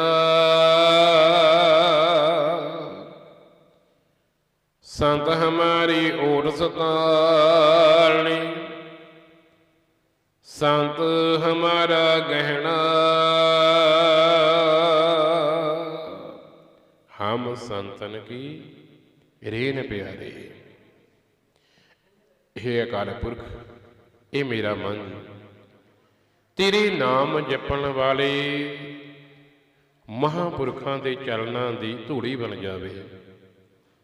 ਹਮ ਸੰਤਨ ਕੀ ਰੇਨ ਪਿਆਰੇ, ਹਮ ਸੰਤਨ ਕੀ ਸ਼ਰਨਾ। ਅਤੇ ਸਾਡਾ ਮਨ ਹੈ ਜੋ ਗੁਰੂ ਦੇ ਚਰਨਾਂ ਦੇ ਵਿੱਚ, ਸੰਤਾਂ ਦੇ ਚਰਨਾਂ ਦੇ ਵਿੱਚ ਜੁੜ ਜਾਵੇ। ਕਿਉਂਕਿ ਬਚਨ ਦਾ ਨਾ ਗੁਰਬਾਣੀ ਦਾ, ਸੰਤ ਸ਼ਰਨ ਜੋ ਜਨ ਪਰੈ ਸੋ ਜਨ ਉਦਰਨ ਹਾਰ। ਸੰਤ ਸ਼ਰਨ ਜੋ ਜਨ ਪਰੈ। ਹੁਣ ਇੱਥੇ ਅਸੀਂ ਇੱਕ ਵਿਚਾਰ ਜ਼ਰੂਰ ਦੇਵਾਂਗੇ। ਅਸੀਂ ਇਹ ਨਹੀਂ ਕਹਿੰਦੇ ਕਿ ਸਾਰੇ ਹੀ ਜਿੰਨੇ ਸਾਧੂ ਦੁਨੀਆ ਦੇ ਸੰਤ ਬਣੇ ਬੈਠੇ ਨੇ ਕਿ ਸਾਰੇ ਉਧਾਰ ਕਰਨ ਵਾਲੇ ਨੇ, ਕਿਉਂਕਿ ਦੁਨੀਆ ਦੇ ਡੰਬੀ ਵੀ ਬਹੁਤ ਨੇ। ਕਿਤੇ ਉਹਨੂੰ ਫਸ ਵੀ ਨਾ ਜਾਇਓ, ਕਿਤੇ ਕਹੀ ਜਾਇਓ ਕਿਤੇ ਬਾਬਾ ਜੀ ਕਹਿੰਦੇ ਸੀ ਕਥਾ ਦੇ ਵਿੱਚ ਵੀ ਸ਼ਰਨ ਪੈਣਾ ਜ਼ਰੂਰੀ ਹੈ। ਕਿਉਂਕਿ ਅੱਜ ਦੇ ਜ਼ਮਾਨੇ ਦੇ ਵਿੱਚ ਜੇ ਸੰਤ ਲੱਭਣਾ ਹੈ ਕਿਤੇ, ਜੇ ਵੇਖਣਾ ਹੈ ਕਿਤੇ, ਧੰਨ ਸ਼੍ਰੀ ਗੁਰੂ ਗ੍ਰੰਥ ਸਾਹਿਬ ਨਾਲ ਵੱਡਾ ਸੰਤ ਕੋਈ ਨਹੀਂ ਹੈਗਾ। ਕਿਉਂਕਿ ਸੰਤ ਕੀ ਗਿਆਨ, ਸੰਤ ਕੀ ਸਿੱਖਿਆ ਦਿੰਦਾ? ਸੰਤ ਦਿੰਦਾ ਗਿਆਨ। ਉਹਦੇ ਆਪਣੀ ਜ਼ਿੰਦਗੀ ਦੇ ਵਿੱਚ ਜੋ ਉਹਨੇ ਕਮਾਇਆ ਉਹ ਪਰਮਾਤਮਾ ਬਾਰੇ, ਪਰਵਰਦੀਗਾਰ ਦੇ ਬਾਰੇ ਉਹ ਸੰਸਾਰ ਨਾਲ ਸਾਂਝਾ ਕਰਦਾ ਹੋਏ। ਗੁਰਬਾਣੀ ਕੀ ਹੈ? 36 ਮਹਾਂਪੁਰਖਾਂ ਦੇ ਜੀਵਨ ਦਾ ਅਨੁਭਵ ਜੋ ਉਹਨਾਂ ਨੇ ਪਰਮਾਤਮਾ ਦੇ ਬਾਰੇ ਮਹਿਸੂਸ ਕੀਤਾ। 36 ਗੁਰਸਿੱਖ ਸਾਹਿਬਾਨਾਂ ਦੇ, ਮਹਾਂਪੁਰਖਾਂ ਦੇ ਜੀਵਨ ਦਾ ਅਨੁਭਵ ਹੈ ਪਰਮਾਤਮਾ ਦੇ ਬਾਰੇ। ਜੋ ਉਹਨਾਂ ਨੇ ਬੰਦਗੀ ਕਰਦੇ ਹੋਏ, ਨਾਮ ਜਪਦੇ ਹੋਏ, ਸੇਵਾ ਕਰਦੇ ਹੋਏ, ਕਿਰਤ ਕਰਦੇ ਹੋਏ ਜੋ ਉਹਨਾਂ ਨੇ ਅਕਾਲ ਪੁਰਖ ਦੇ ਬਾਰੇ ਅਨੁਭਵ ਕੀਤਾ, ਉਹ ਗੁਰਬਾਣੀ ਹੈ। ਗੁਰਬਾਣੀ ਹੈ ਅਕਾਲ ਪੁਰਖ ਦਾ ਅਨੁਭਵ, ਜੋ ਗੁਰੂ ਕੇ ਸਿੱਖਾਂ ਨੇ ਨਾਮ ਜਪ ਕੇ ਪਰਮਾਤਮਾ ਦੇ ਦਰ ਤੋਂ ਗਿਆਨ ਪ੍ਰਾਪਤ ਕੀਤਾ। ਇਹ ਗਿਆਨ ਹੈ। ਭਾਵੇਂ ਸਰੀਰ ਦੇ ਵਿੱਚ ਰਹਿ ਕੇ ਕੋਈ ਗਿਆਨ ਦਿੰਦਾ ਹੋਵੇ, ਹਾਜ਼ਰ ਨਾਜ਼ਰ ਹੋ ਕੇ ਗਿਆਨ ਦਿੰਦਾ ਹੋਵੇ, ਜਿਵੇਂ ਧੰਨ ਸ਼੍ਰੀ ਗੁਰੂ ਨਾਨਕ ਦੇਵ ਸਾਹਿਬ ਜੀ ਨੇ ਆਪਣੇ ਜੀਵਨ ਦੇ ਵਿੱਚ ਸੰਗਤ ਨੂੰ ਗਿਆਨ ਬਖਸ਼ਿਸ਼ ਕੀਤਾ ਹੈ। ਉਹ ਗਿਆਨ ਹੁਣ ਕਿੱਥੇ ਗਿਆ? ਧੰਨ ਸ਼੍ਰੀ ਗੁਰੂ ਗ੍ਰੰਥ ਸਾਹਿਬ ਦੇ ਵਿੱਚ ਹੈ। ਧੰਨ ਸ਼੍ਰੀ ਗੁਰੂ ਅੰਗਦ ਦੇਵ ਜੀ ਨੇ ਆਪਣੇ ਜੀਵਨ ਦੇ ਵਿੱਚ ਜੋ ਗਿਆਨ ਸੰਸਾਰ ਨੂੰ ਬਖਸ਼ਿਸ਼ ਕੀਤਾ, ਉਹ ਕਿੱਥੇ ਹੈ? ਧੰਨ ਸ਼੍ਰੀ ਗੁਰੂ ਗ੍ਰੰਥ ਸਾਹਿਬ ਦੇ ਵਿੱਚ ਹੈ। ਜੋ ਸਤਿਗੁਰੂ ਅਮਰਦਾਸ ਸਾਹਿਬ ਜੀ ਨੇ ਜੀਵਨ ਦੇ ਵਿੱਚ ਸੇਵਾ ਕਰਕੇ, ਨਾਮ ਜਪ ਕੇ ਜੋ ਗਿਆਨ ਪ੍ਰਾਪਤ ਕੀਤਾ, ਉਹ ਸੰਸਾਰ ਨਾਲ ਸਾਂਝਾ ਕੀਤਾ, ਉਹ ਕਿੱਥੇ ਹੈ? ਧੰਨ ਸ਼੍ਰੀ ਗੁਰੂ ਗ੍ਰੰਥ ਸਾਹਿਬ ਦੇ ਵਿੱਚ ਹੈ। ਜੋ ਚੌਥੇ ਪਾਤਸ਼ਾਹ ਧੰਨ ਸ਼੍ਰੀ ਗੁਰੂ ਅਮਰਦਾਸ ਸਾਹਿਬ ਜੀ ਤੋਂ ਬਾਅਦ ਸਤਿਗੁਰੂ ਰਾਮਦਾਸ ਸਾਹਿਬ ਜੀ ਨੇ ਸੇਵਾ ਕਰਕੇ ਗੁਰੂ ਅਮਰਦਾਸ ਜੀ ਤੋਂ ਗਿਆਨ ਪ੍ਰਾਪਤ ਕੀਤਾ, ਉਹ ਕਿੱਥੇ ਹੈ? ਧੰਨ ਸ਼੍ਰੀ ਗੁਰੂ ਗ੍ਰੰਥ ਸਾਹਿਬ ਦੇ ਵਿੱਚ ਹੈ। 6 ਗੁਰੂ ਸਾਹਿਬਾਨਾਂ ਦਾ ਰੱਬੀ ਗਿਆਨ ਧੰਨ ਸ਼੍ਰੀ ਗੁਰੂ ਗ੍ਰੰਥ ਸਾਹਿਬ ਦੇ ਵਿੱਚ ਗੁਰਬਾਣੀ ਦੇ ਰੂਪ ਦੇ ਵਿੱਚ ਸਵਾਇਮਾਨ ਹੈ। 6 ਗੁਰੂ ਸਾਹਿਬਾਨਾਂ ਦਾ ਜੋ ਰੱਬੀ ਗਿਆਨ ਹੈ, ਉਹ ਗੁਰਬਾਣੀ ਦੇ ਰੂਪ ਦੇ ਵਿੱਚ ਅੱਜ ਸਾਡੇ ਕੋਲ ਧੰਨ ਸ਼੍ਰੀ ਗੁਰੂ ਗ੍ਰੰਥ ਸਾਹਿਬ ਜੀ ਦੇ ਰੂਪ ਦੇ ਵਿੱਚ ਸਵਾਇਮਾਨ ਹੈ। ਹੁਣ 6 ਗੁਰੂ ਸਾਹਿਬਾਨਾਂ ਦਾ ਗਿਆਨ ਸਭ ਨਾਲ ਵੱਡਾ ਹੁਣ ਕਿਹਦੇ ਕੋਲ ਹੋਵੇਗਾ? ਕਿਸੇ ਕੋਲ ਨਹੀਂ ਹੈਗਾ। ਜਿੰਨੇ ਭਗਤ, ਜਿੰਨੇ ਪੱਟ, 11 ਪੱਟ 15 ਭਗਤ, ਉਹਨਾਂ ਦਾ ਗਿਆਨ ਜੋ ਰੱਬੀ ਗਿਆਨ ਹੈ, ਉਹ ਕਿੱਥੇ ਹੈ? ਜੋ ਉਹਨਾਂ ਨੇ ਪਰਮਾਤਮਾ ਦੇ ਬਾਰੇ ਗਿਆਨ ਪ੍ਰਾਪਤ ਕੀਤਾ ਨਾਮ ਜਪ ਕੇ, ਉਹ ਗਿਆਨ ਕਿੱਥੇ ਹੈ ਇਸ ਸਮੇਂ? ਧੰਨ ਸ਼੍ਰੀ ਗੁਰੂ ਗ੍ਰੰਥ ਸਾਹਿਬ ਦੇ ਵਿੱਚ ਹੈ। ਜੋ ਭੱਟ ਸਾਹਿਬਾਨਾਂ ਦਾ ਗਿਆਨ ਹੈ, ਜੋ ਉਹਨਾਂ ਨੇ ਰੱਬ ਦੇ ਬਾਰੇ ਗਿਆਨ ਪ੍ਰਾਪਤ ਕੀਤਾ, ਜੋ ਉਹਨਾਂ ਨੇ ਸੰਸਾਰ ਦੇ ਨਾਲ ਸਾਂਝਾ ਕਰਨਾ ਚਾਹੇ, ਉਹ ਕਿੱਥੇ ਹੈ? ਧੰਨ ਸ਼੍ਰੀ ਗੁਰੂ ਗ੍ਰੰਥ ਸਾਹਿਬ ਜੀ ਦੇ ਵਿੱਚ ਹੈ। ਉਹ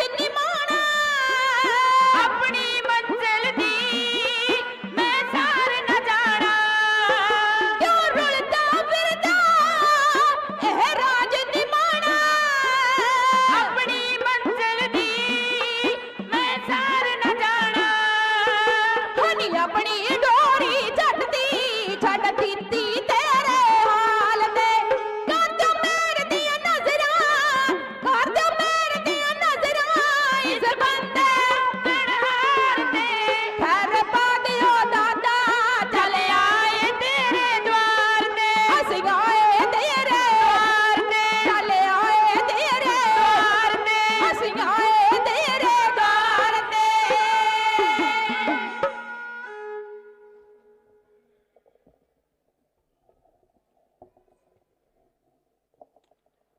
परम पूज्य पात वालिए कुल आलम हजूरे अनवर सरबरे कायनात दसा पातशाहियों की जोत जुगो जुग अटल सतगुरु धन धन गुरु ग्रंथ साहिब जी महाराज पंज प्याले पंज पीर छठम पीर बैठा गुर भारी अर्जन काया पलट के मूर्त हर गोबिंद सवारी चली पीढ़ी सोडियां रूप दिखावन वारो वारी दल भंजन गुर सूरमा बड़ जोधा बहु परोपकारी धन धन सतगुरु हरगोबिंद साहिब जी महाराज बै प्रगट्यो मर्द अगमड़ा वरियाम अकेला बहु वह गोबिंद सिंह आपे गुर चेला बाजा वाले ताजा वाले तख्तां वाले नीले दे शाह सवार पुत्रां दे दाने साहिब श्री गुरु गोबिंद सिंह जी महाराज और मेरे बहुत ही सत्कारयोग कौम की मैनाज हस्ती संत बाबा निरंजन सिंह जी जिन्हों के जन्म दिहाड़े को समर्पित अज का समागम समुचिया संगत सत्कारयोग सरदार कुलदीप सिंह जी नागरा साहब समुची सत्कार कमेटी संत बाबा निरंजन सिंह जी और अज के समागम में शमूलियत कर रहे समूह मेरे वीर बजुर्ग मातावां भैणां आओ गुरसिख प्यारिओ पातशाह वालों बख्शिया हुआ फतेह दा प्रतीक नारा बुलंद आवाज नाल आखो जी वाहिगुरू जी का खालसा वाहिगुरू जी की फतेह। सतगुरु सच्चे पातशाह ने कृपा की है सुभागा समा सानू बख्शिश कीता है। मेरे तो पहला कथावाचक वीर जो कथा आपनू सरवण करवा रहे सी बड़े ही सोहने विचार विज्ञानक सोच के आधार धन धन सतगुरु गुरु ग्रंथ साहिब महाराज जी के आशय अनुसार जो कथा कर रहे सी उहदे विच उन्होंने एक गल सानू कही कि गुरु साडे कोलों की मंगदा है, असीं गुरु नूं की दे सकदे। वो दे सकदे हां असीं समा, बस ये समा देना ही सानू औखा है। जे कोई जीटी रोड के उत्ते खड़ के अंदर नूं झाती मारे नतमस्तक होवेगा साहिब श्री गुरु हरगोबिंद साहिब महाराज जी के चरणों ते दशमेश पातशाह के चरणों ते धन धन सतगुरु गुरु ग्रंथ साहिब महाराज जी के पावन पवित्र चरणों के उत्ते नतमस्तक होवेगा। उस तो बाद उसकी दूसरी नजर जाएगी भी अंदर संगत का कट किन्ना का रश किन्ना का बड़ा वो मन के आएगा भी कोई समागम मनाया जा रहा है। पर जो अंदर आके दरबार साहब के अंदर नतमस्तक होने वास्ते आवे देख के वह हैरान होगा भी जड़ा राशा सिर्फ लंगर तक के सीमित है। बड़ा सोहना प्रबंध किया प्रबंधक वीरां ने, कोई माड़ी गल नहीं, बहुत चंगा काम है। संगत के मुंह पैनी चाहिए चीज, मन खुश होना चाहिए। पर जो पेट की खुराक पेट नूं मिल जाए फिर उस तो अगला काम तो आप कर लईए ना। वो की है गुरु पातशाह के दरबार में बैठ के जी आत्मा की खुराक है वो तो ले लीए ना घट्टो घट्ट आप जेडे कम लिए इत्थे आए। जे कला लंगर छक के मत्था टेक के परिक्रमा करके देगा लैके चले जाने घर नूं गुरु नाल गल्लां ना कीतियां माफ करना फिर एक चक्कर तो इलावा और कुछ नहीं होगा। क्योंकि गुरु को असीं चल के आने तो कुछ ना कुछ लैके जाना है। गुरु नूं समा देना है, बस समा ही साडे कोल है नहीं। जिन्नियां भी संगतां लंगर दे विच ने जी भर के छको, छक के पर अंदर दरबार दे विच सजण दी किरपालता जरूर करिओ, क्योंकि नहीं जिहड़ी पेट दी खुराक है ना वो तो सानूं मिल ही जानी है। ਕੋਈ ਵੀ ਗੁਰੂ ਘਰ ਐਸਾ ਨਹੀਂ ਹੋਵੇਗਾ ਜਿੱਥੇ ਲੰਗਰ ਦਾ ਪ੍ਰਬੰਧ ਨਾ ਹੋਵੇ। ਬਾਕੀ ਅਸੀਂ ਪੰਜਾਬ ਦੇ ਰਹਿਣ ਵਾਲੇ ਹਾਂ, ਹਰ ਇੱਕ ਦੇ ਘਰ ਵਿੱਚ ਲੰਗਰ ਪ੍ਰਸ਼ਾਦਾ ਪਾਣੀ ਬਣਦਾ, ਆਪਾਂ ਛਕਦੇ ਹੀ ਆ ਰੋਜ਼। ਇਹ ਭੁੱਖ ਨਾ ਕਦੇ ਮਰੀ ਆ ਤੇ ਨਾ ਕਦੇ ਮਰਨੀ ਆ। ਸਵੇਰ ਵੇਲੇ ਛਕ ਲਓ, ਦੁਪਹਿਰ ਨੂੰ ਫੇਰ ਖੜੀ ਹੈ, ਦੁਪਹਿਰੇ ਛਕ ਲਓ, ਸ਼ਾਮ ਨੂੰ ਫੇਰ ਖੜੀ ਹੈ। ਇਹ ਕਿੱਥੇ ਮਰਨ ਵਾਲੀ ਹੈ?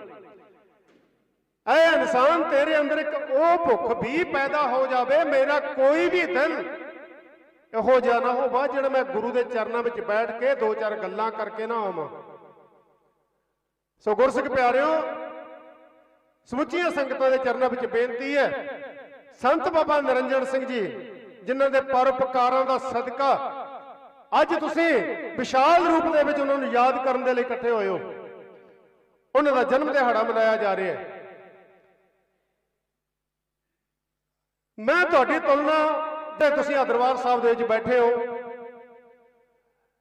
ਆਪਣੇ ਜਿਹੜੇ ਘਰਾਂ ਦੇ ਵਿੱਚ ਰਿਸ਼ਤੇਦਾਰ ਆਉਂਦੇ ਆ ਨਾ, ਰਿਸ਼ਤੇਦਾਰ ਤਿੰਨ ਤਰ੍ਹਾਂ ਦੇ ਹੁੰਦੇ ਆ।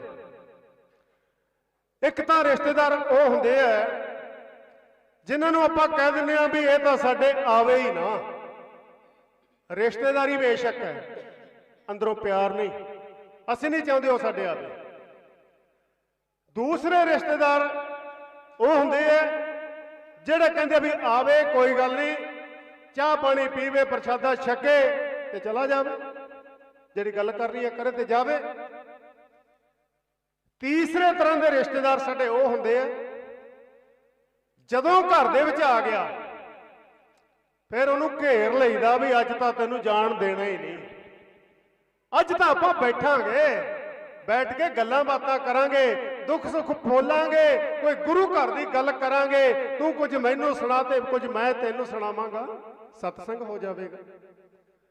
ਸੋ ਗੁਰਸਿੱਖ ਪਿਆਰਿਓ, ਅਸੀਂ ਗੁਰੂ ਦੇ ਨਾਲ ਪਿਆਰ ਉਹ ਪੈਦਾ ਕਰਨਾ ਜਿਹੜਾ ਤੀਸਰੇ ਕਿਸਮ ਦਾ।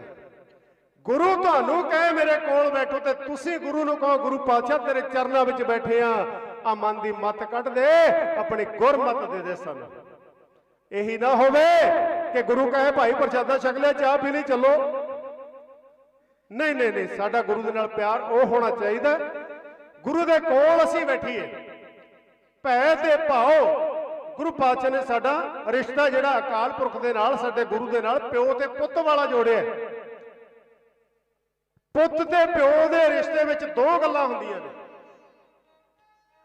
ਮੈਂ ਗੁਰਮਤ ਆਸੇ ਤੋਂ ਅਨੁਸਾਰ ਜੋ ਸੰਤਾਂ ਦਾ ਜੀਵਨ ਹੈ ਉਹ ਸਾਰਾ ਜੀਵਨ ਸਾਨੂੰ ਇਹੀ ਕੁਝ ਸਮਝਾਉਂਦਿਆਂ ਨੂੰ ਉਹਨਾਂ ਦਾ ਲੰਘਿਆ। ਉਹ ਭਾਈ ਵਾਹਿਗੁਰੂ ਦਾ ਨਾਮ ਜਪੋ। ਸੋ ਗੁਰਸਿੱਖ ਪਿਆਰਿਓ, ਇਸ ਗੁਰੂ ਘਰ ਦੇ ਵਿੱਚੋਂ ਅਸੀਂ ਕੁਝ ਨਾ ਕੁਝ ਲੈ ਕੇ ਜਾਣਾ। ਸੰਤਾਂ ਮਹਾਂਪੁਰਸ਼ਾਂ ਦਾ ਜੋ ਜੀਵਨ ਹੁੰਦਾ ਹੈ ਉਹ ਇੱਕ ਮੋਮਬੱਤੀ ਵਾਂਗ ਹੁੰਦਾ ਹੈ। ਮੋਮਬੱਤੀ ਆਪ ਬਲਦੀ ਹੈ ਤੇ ਦੁਨੀਆ ਨੂੰ ਚਾਨਣ ਕਰਦੀ ਹੈ, ਪ੍ਰਕਾਸ਼ ਦਿੰਦੀ ਹੈ। ਜ਼ਿੰਦਗੀ ਦੇ ਵਿੱਚ ਸੰਤਾਂ ਮਹਾਂਪੁਰਸ਼ਾਂ ਦਾ ਕੋਈ ਆਪਣਾ ਪ੍ਰਯੋਜਨ ਨਹੀਂ ਹੁੰਦਾ। ਹੁਣ ਜੇ ਗੱਲ ਸੰਤ ਬਾਬਾ ਨਿਰੰਜਨ ਸਿੰਘ ਜੀ ਕਰਦੇ ਆ, ਸਾਡੇ ਨਾਲੋਂ ਜ਼ਿਆਦਾ ਤੁਸੀਂ ਉਹਨਾਂ ਬਾਰੇ ਜਾਣਦੇ ਹੋ, ਜੋ ਇਲਾਕੇ ਦੇ ਰਹਿਣ ਵਾਲੇ ਹੋ, ਜੋ ਉਹਨਾਂ ਦੇ ਸੰਪਰਕ ਵਿੱਚ ਰਹੇ ਨੇ।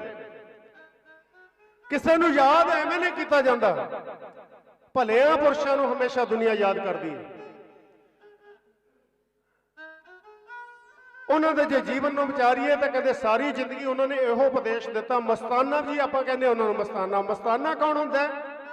ਜਿਹੜਾ ਸਿਰਫ ਉਸ ਰੱਬ ਦੇ ਰੰਗਾਂ ਵਿੱਚ ਹੀ ਮਸਤ ਰਹੇ, ਦੁਨੀਆ ਦੇ ਵਿੱਚ ਵਿਚਰਦਿਆਂ ਹੋਇਆਂ, ਸਾਰੇ ਕਾਰੋ ਵਿਹਾਰ ਕਰਦਿਆਂ ਹੋਇਆਂ ਮਸਤੀ ਸਿਰਫ ਉਸ ਦੇ ਨਾਮ ਦੀ ਚੜੀ ਰਹੇ, ਉਹਨੂੰ ਆਪਾਂ ਕਹਿੰਦੇ ਮਸਤਾਨਾ। ਫਿਰ ਉਹਨਾਂ ਦਾ ਨਾਮ ਹੈ ਜਿਹੜਾ ਨਾਮ ਕਰਨ ਦੇ ਵਿੱਚ ਵੀ ਬੜਾ ਕੁਝ ਛੁਪਿਆ ਹੁੰਦਾ। ਨਿਰਅੰਜਨ, ਅੰਜਨ ਕਹਿੰਦੇ ਨੇ ਮਾਇਆ ਨੂੰ, ਮਾਇਆ ਤੋਂ ਰਹਿਤ। ਔਰ ਬੀਰੂ, ਮਾਇਆ ਦਾ ਮਤਲਬ ਕੱਲਾ ਪੈਸਾ ਹੀ ਨਾ ਸਮਝ ਲਿਓ। ਗੁਰਸਿੱਖ ਪਿਆਰਿਓ, ਮਾਇਆ ਦਾ ਅਰਥ ਬੜਾ ਵੱਡਾ ਵਿਸ਼ਾਲ ਹੈ। ਮਾਇਆ ਕਮਾਉਣ ਤੋਂ ਨਾ ਗੁਰੂ ਸਾਹਿਬ ਨੇ ਸਾਨੂੰ ਰੋਕਿਆ ਤੇ ਨਾ ਰੋਕਣਗੇ। ਸਿੱਖ ਧਨਵਾਨ ਹੋਣਾ ਚਾਹੀਦਾ, ਪਰ ਹੱਕ ਸੱਚ ਦੀ ਕਿਰਤ ਕਰਕੇ ਹੋਣਾ ਚਾਹੀਦਾ। ਇਹ ਪੈਸਾ ਕੱਲਾ ਮਾਇਆ ਨਹੀਂ। ਪੈਸੇ ਦੇ ਪਿੱਛੇ, ਪੈਸਾ ਕਮਾਉਣ ਦੀ ਤਾਂਘ ਲੈ ਕੇ ਹੋਰਾਂ ਦੇ ਨਾਲ ਹੇਰਾ ਫੇਰੀਆਂ ਕਰਨੀਆਂ, ਕਿਸੇ ਦਾ ਹੱਕ ਮਾਰਨਾ, ਇਹ ਮਾਇਆ ਇਕੱਠੀ ਕਰਨ ਦੇ ਵਾਸਤੇ ਉਹਨੂੰ ਮਾਇਆ ਕਹਿੰਦੇ ਆ। ਇਹ ਸਾਰਾ ਸੰਸਾਰ ਜਿਹਦੇ ਵਿੱਚ ਅਸੀਂ ਗ੍ਰਸਤ ਹੋ ਕੇ ਰਹਿ ਗਏ ਹਾਂ, ਜਿਹਦੇ ਵਿੱਚ ਆ ਕੇ ਅਸੀਂ ਉਸ ਵਾਹਿਗੁਰੂ ਨੂੰ ਭੁੱਲ ਗਏ ਹਾਂ, ਇਹ ਸਾਰਾ ਕੁਝ ਮਾਇਆ ਹੈ। ਨਿਰੰਜਨ ਮਾਇਆ ਤੋਂ ਰਹਿਤ। ਹੁਣ ਗੁਰਸਿੱਖ ਪਿਆਰਿਓ, ਦੁਨੀਆ ਤੇ ਸੰਤ ਬੜੇ ਹੋਏ, ਪਰ ਯਾਦ ਰੱਖਿਓ, ਕੱਲੇ ਚਿੱਟੇ ਨੀਲੇ ਪੀਲੇ ਬਾਣੇ ਪਾ ਕੇ ਹੀ ਸੰਤ ਨਹੀਂ ਬਣਿਆ ਜਾਂਦਾ। ਸੰਤ ਦਾ ਇੱਕ ਜੀਵਨ ਹੁੰਦਾ ਤੇ ਸਾਡੇ ਗੁਰੂ ਸਾਹਿਬਾਨਾਂ ਨੇ, ਸਾਡੇ ਇਤਿਹਾਸ ਨੇ ਸਾਨੂੰ ਇਸ ਗੱਲ ਦੀ ਪਹਿਚਾਣ ਵੀ ਦਿੱਤੀ ਹੈ ਵੀ ਸੰਤ ਦੀ ਪਹਿਚਾਣ ਕਰਨੀ ਹੈ ਤਾਂ ਕਿਵੇਂ ਕਰਨੀ ਹੈ। ਹਰ ਇੱਕ ਤੇ ਵਿਸ਼ਵਾਸ ਨਹੀਂ ਕਰ ਲੈਣਾ, ਕਿਉਂਕਿ ਘਰ ਘਰ ਹੋਏ ਵਹਿੰਗੇ ਰਾਮਾ। ਸੰਤ ਬੜੇ ਬੜੇ ਫਿਰਦੇ ਆ, ਪਰ ਸੰਤ ਦੀ ਪਹਿਚਾਣ ਭਾਈ ਗੁਰਦਾਸ ਜੀ ਦੱਸਦੇ, ਜੈਸੇ ਤਿਲ ਪੀੜ ਤੇਲ ਕਾਢੀਅਤ ਕਸ਼ਟ ਕੈ। ਸੰਤ ਦਾ ਜੀਵਨ ਕਿਹੋ ਜਿਹਾ ਹੁੰਦਾ ਹੈ? ਦੇਖਣ ਨੂੰ ਬੇਸ਼ੱਕ ਉਹ ਸਾਦਗੀ ਦੇ ਵਿੱਚ ਰਹਿੰਦੇ ਹੈ, ਨਾਮ ਸਿਮਰਨ ਬੰਦਗੀ ਕਰਦੇ ਹੈ, ਪਰ ਇਸ ਰਸਤੇ ਤੇ ਚਲਾਉਣਾ ਹੀ ਮਨ ਨੂੰ ਸਭ ਤੋਂ ਵੱਡੀ ਘਾਲਣਾ ਹੈ। ਜਿਵੇਂ ਤਿਲਾਂ ਨੂੰ ਪੀੜ ਕੇ ਉਹਨਾਂ ਦਾ ਤੇਲ ਕੱਢਿਆ ਜਾਂਦਾ ਹੈ, ਸੰਤ ਮਹਾਂਪੁਰਸ਼ ਦੀ ਪਹਿਲੀ ਉਦਾਹਰਨ ਉਹ ਆਪਣੇ ਪੂਰੇ ਜੀਵਨ ਦੇ ਵਿੱਚ ਔਖਿਆਈਆਂ ਨੂੰ, ਸਮੱਸਿਆਵਾਂ ਨੂੰ ਸਾਰਿਆਂ ਨੂੰ ਇੱਕ ਪਾਸੇ ਕਰਕੇ, ਲਾਂਭੇ ਕਰਕੇ ਆਪਣੇ ਆਪ ਨੂੰ ਇੰਨਾ ਜ਼ਿਆਦਾ ਨਰਮ ਕਰ ਲੈਂਦਾ ਕਿ ਤੇਲਾਂ ਵਾਂਗ ਪਿਸਵਾ ਕੇ ਉਹਦੇ ਵਿੱਚੋਂ ਜਿਹੜਾ ਤੇਲ ਨਿਕਲਦਾ ਨਾ, ਫਿਰ ਉਹ ਦੀਵੇ ਵਿੱਚ ਪੈ ਕੇ ਦੁਨੀਆ ਦੇ ਲੋਕਾਂ ਨੂੰ ਚਾਨਣ ਕਰਦਾ। ਜੈਸੇ ਤਲਪੀੜ ਤੇਲ ਕਾਢੀਅਤ ਕਸ਼ਟ ਕੈ, ਫਿਰ ਉਹ ਸਾਰੀ ਦੁਨੀਆ ਨੂੰ ਰੌਸ਼ਨ ਕਰਦਾ। ਦੂਸਰੀ ਉਦਾਹਰਨ, ਜੈਸੇ ਰੋਮ ਰੋਮ ਕਰ ਕਾਟੀਐ ਅਜਾ ਕੋ ਤਨ। ਅਜਾ ਕਹਿੰਦੇ ਨੇ ਬੱਕਰੀ ਨੂੰ। ਬੱਕਰੀ ਦੇ ਨਾਲ ਕੀ ਬੀਤਦੀ ਹੈ? ਕਸਾਈ ਉਹਨੂੰ ਆਪਣੇ ਟੋਕੇ ਦੇ ਨਾਲ ਕੀਮਾ ਕੀਮਾ ਕਰਕੇ ਵੱਢ ਦਿੰਦਾ ਹੈ, ਉਹਦੀਆਂ ਹੱਡੀਆਂ ਅਲੱਗ ਕਰ ਦਿੰਦਾ ਹੈ, ਉਹਦੀਆਂ ਆਂਦਰਾਂ ਨੂੰ ਖਿੱਚ ਕੇ ਉਹਨਾਂ ਆਂਦਰਾਂ ਨੂੰ ਵੱਟ ਦਿੱਤਾ ਜਾਂਦਾ ਹੈ। ਜੈਸੇ ਰੋਮ ਰੋਮ ਕਰ ਕਾਟੀਐ ਆਜਾ ਕੋ ਤਨ, ਤਾਂ ਕੀ ਤਾਂਤ ਬਾਜੈ ਰਾਗ ਰਾਗਨੀ ਸੋ ਪਿਆਰੋ ਜੀ। ਆ ਜਿਹੜੀ ਸਰੰਗੀ ਦੇ ਵਿੱਚ ਤੰਦ ਵੱਜਦੀ ਹੈ, ਮਿੱਠੀਆਂ ਮਿੱਠੀਆਂ ਧੁਨਾਂ ਕੱਢਦੀ ਹੈ, ਇਹ ਬੱਕਰੀ ਨੇ ਆਪਣੇ ਆਪ ਨੂੰ ਕੁਰਬਾਨ ਕੀਤਾ, ਕਸਾਈ ਨੇ ਕੀਮਾ ਕੀਮਾ ਕਰ ਦਿੱਤਾ, ਆਂਦਰਾਂ ਨੂੰ ਵੱਟ ਦੇ ਕੇ ਤੰਦ ਬਣਾਈ ਹੈ, ਜਿਹਦੇ ਵਿੱਚੋਂ ਮਿੱਠੇ ਮਿੱਠੇ ਪਿਆਰੇ ਪਿਆਰੇ ਰਾਗ ਨਿਕਲਦੇ ਆ। ਸੰਤ ਦੇ ਜੀਵਨ ਦੀ ਦੂਸਰੀ ਉਦਾਹਰਨ। ਤੀਸਰੀ ਉਦਾਹਰਨ, ਜੈਸੇ ਦਰਪਨ ਉਟਾਏ ਕੀਜੈ ਲੋਸਟ ਸੇਤੇ। ਆ ਸਾਡੇ ਘਰਾਂ ਦੇ ਵਿੱਚ ਜਿਹੜਾ ਸ਼ੀਸ਼ਾ ਹੁੰਦਾ, ਵਿਚਾਰ ਲਿਓ ਸੰਤ ਕਹਿੰਦੇ ਕਿਨੂੰ ਨੇ, ਜਿਹੜਾ ਸਾਡੇ ਘਰਾਂ ਦੇ ਵਿੱਚ ਸ਼ੀਸ਼ਾ ਨਾ, ਜਿਹੜਾ ਸਾਡਾ ਆਮ ਟੈਂਪਰੇਚਰ ਹੈ 98.4 ਹੈ, ਸਾਰੇ ਜਾਣਦੇ। ਥੋੜਾ ਜਿਹਾ ਉੱਪਰ ਥੱਲੇ ਹੋ ਗਿਆ, ਡਾਕਟਰ ਦੇ ਕੋਲ ਜਾਣਾ ਪੈਂਦਾ, ਬੁਖਾਰ ਹੋ ਗਿਆ, ਟੈਂਪਰੇਚਰ ਵੱਧ ਗਿਆ। 100 ਡਿਗਰੀ ਤੇ ਇਹ ਜਿਹੜਾ ਪਾਣੀ ਹੈ ਇਹ ਭਾਫ ਬਣ ਜਾਂਦਾ, ਉਬਲ ਜਾਂਦਾ। ਪੂਰਾ 250 ਡਿਗਰੀ ਟੈਂਪਰੇਚਰ ਚਾਹੀਦਾ ਸ਼ੀਸ਼ੇ ਨੂੰ ਪਿਘਲਾਉਣ ਵਾਸਤੇ। ਇੰਨਾ ਜ਼ਿਆਦਾ ਤਾਪ ਸਹਿ ਕੇ, ਇੰਨਾ ਜ਼ਿਆਦਾ ਕਸ਼ਟ ਸਹਿ ਕੇ ਆਪਣੇ ਆਪ ਨੂੰ ਪਿਘਲਾ ਕੇ ਫਿਰ ਸਾਡੇ ਘਰਾਂ ਦਾ ਸ਼ਿੰਗਾਰ ਬਣਦਾ ਹੈ ਸ਼ੀਸ਼ਾ। ਸੋ ਗੁਰਸਿੱਖ ਪਿਆਰਿਓ, ਸੰਤ ਦਾ ਜੀਵਨ ਇਹੋ ਜਿਹਾ ਹੁੰਦਾ ਹੈ। ਇਹ ਸੰਤ ਦੀ ਪਹਿਚਾਣ ਹੈ। ਸੰਤ ਬਾਬਾ ਨਿਰੰਜਨ ਸਿੰਘ ਜੀ ਨੂੰ ਯਾਦ ਕਰਨ ਦੇ ਲਈ ਬੈਠੇ ਆ। ਉਹਨਾਂ ਨੇ ਆਪਣੇ ਜੀਵਨ ਦੇ ਵਿੱਚ ਜੋ ਜੋ ਘਾਲਣਾ ਘਾਲੀਆਂ, ਜੋ ਜੋ ਉਹਨਾਂ ਨੇ ਦੁਨੀਆ ਦੇ ਲੋਕਾਂ ਨੂੰ ਆਪਣੇ ਸੰਪਰਕ ਦੇ ਵਿੱਚ ਲੈ ਕੇ ਗਿਆਨ ਦਾ ਮਾਰਗ, ਜੋ ਵਾਹਿਗੁਰੂ ਦਾ ਉਪਦੇਸ਼ ਹੈ, ਜੋ ਧੰਨ ਧੰਨ ਸਤਿਗੁਰੂ ਗੁਰੂ ਗ੍ਰੰਥ ਸਾਹਿਬ ਮਹਾਰਾਜ ਦਾ ਉਪਦੇਸ਼ ਹੈ, ਜੋ ਉਹਨਾਂ ਦਾ ਆਸ਼ਾ ਹੈ, ਉਹਦੇ ਤੇ ਚੱਲਣ ਦੀ ਪ੍ਰੇਰਣਾ ਦਿੱਤੀ ਹੈ। ਸੰਤ ਆਪ ਨਾਮ ਜਪਦਾ ਤੇ ਹੋਰਾਂ ਨੂੰ ਜਪਾਉਂਦਾ। ਗੁਰੂ ਪਾਤਸ਼ਾਹ ਕੀ ਕਿਰਪਾ ਕਰਦਾ ਸੰਤ ਦੇ ਉੱਤੇ। ਗੁਰੂ ਦੇ ਚਰਨਾਂ ਵਿੱਚੋਂ, ਸੰਤ ਦੇ ਚਰਨਾਂ ਵਿੱਚੋਂ, ਉਹਦੇ ਨੇਤਰਾਂ ਵਿੱਚੋਂ, ਉਹਦੇ ਹੱਥਾਂ ਦੇ ਵਿੱਚੋਂ ਕਦੇ ਅੰਮ੍ਰਿਤ ਦੇ ਸੋਮੇ ਵਗਦੇ। ਜੇ ਕਿਸੇ ਨੂੰ ਬਾਣੀ ਪੜਨ ਵਾਲੇ ਦੇ ਅਸੀਂ ਚਰਨੀ ਹੱਥ ਲਾ ਦੇਵਾਂਗੇ, ਉਹਦੇ ਨਾਲ ਕੋਈ ਕਹਿਰ ਨਹੀਂ ਹੋਣ ਲੱਗਾ। ਉਹ ਪਤਾ ਨਹੀਂ ਕਿਹੜਾ ਪਲ ਹੋਵੇ ਉਹ ਵਾਹਿਗੁਰੂ ਸੰਤ ਮਹਾਂਪੁਰਸ਼ ਸਾਡੇ ਤੇ ਕਿਰਪਾ ਕਰਦੇ ਵੇ, ਆਪਣੀ ਕੀਤੀ ਹੋਈ ਕਮਾਈ ਦੇ ਵਿੱਚੋਂ ਕੁਝ ਪੂੰਜੀ ਸਾਨੂੰ ਦੇ ਕੇ ਉਸ ਮਾਰਗ ਤੇ ਚਲਾ ਲਵੇ। ਇਹ ਸੰਤ ਆਪਣੇ ਆਪ ਦੇ ਉੱਤੇ ਕਸ਼ਟ ਸਹਿ ਕੇ ਦੁਨੀਆ ਦੇ ਲੋਕਾਂ ਦਾ ਭਲਾ ਕਰਦੇ। ਉਹਨਾਂ ਦਾ ਕੋਈ ਨਿੱਜੀ ਪ੍ਰਯੋਜਨ ਨਹੀਂ ਹੁੰਦਾ। ਉਹ ਸੰਸਾਰ ਤੇ ਆਉਂਦੇ ਐ ਆਹ ਦੁਨੀਆ ਦੇ ਭੁੱਲੇ ਭਟਕੇ ਹੋਏ ਲੋਕਾਂ ਨੂੰ ਗੁਰਬਾਣੀ ਦੇ ਆਸ਼ੇ ਅਨੁਸਾਰ ਜੀਵਨ ਜਿਉਣਾ ਸਿਖਾਉਂਦੇ ਨੇ। ਸੰਤ ਰੂਪ ਭਗਵਾਨ, ਸੰਤ ਤੇ ਭਗਵਾਨ ਦੇ ਵਿੱਚ ਕੋਈ ਫਰਕ ਨਹੀਂ ਹੁੰਦਾ। ਕੰਮ ਕੀ ਕਰਨ ਆਉਂਦੇ ਐ?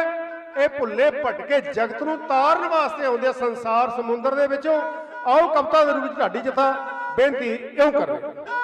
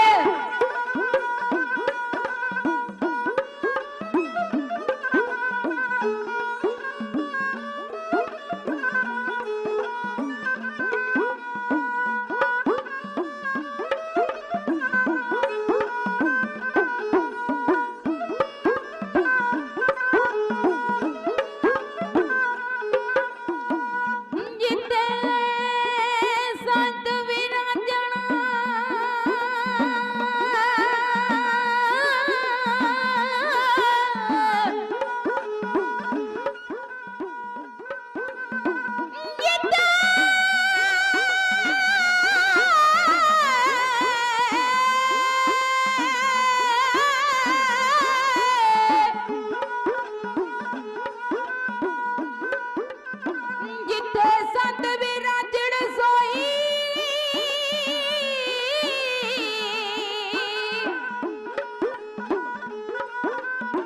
ਤਾਨਾ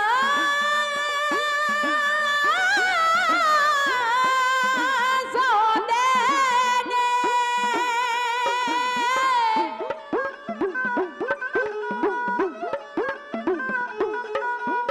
ਜਿੱਥੇ ਸੰਤ ਵਿਰਾਜਣ ਸੋਈ ਥਾਨ ਸਹੋਦੇ ਨੇ ਜੰਗਲਾਂ ਦੇ ਵਿੱਚ ਮੰਗਲ ਤੇ ਗੁਲਜ਼ਾਰਾ ਲਾਉਂਦੇ ਨੇ ਜਬਰ ਮਿੱਟੀ ਮਹਿਕ ਤੂਫਾਨ ਜਬਰ ਮਿੱਟੀ ਮਹਿਕ ਤੂਫਾਨ ਖਿਲਾਰ ਨਹੀਂ ਆਉਂਦਾ ਨੇ ਸੰਤ ਰੂਪ ਭਗਵਾਨ ਜਗਤ ਨੂੰ ਠਾਰ ਨਹੀਂ ਆਉਂਦੇ ਨੇ ਜਗਤ ਨੂੰ ਠਾਰ ਨਹੀਂ ਆਉਂਦੇ ਨੇ ਜਗਤ ਨੂੰ ਠਾਰ ਨਹੀਂ ਆਉਂਦੇ ਨੇ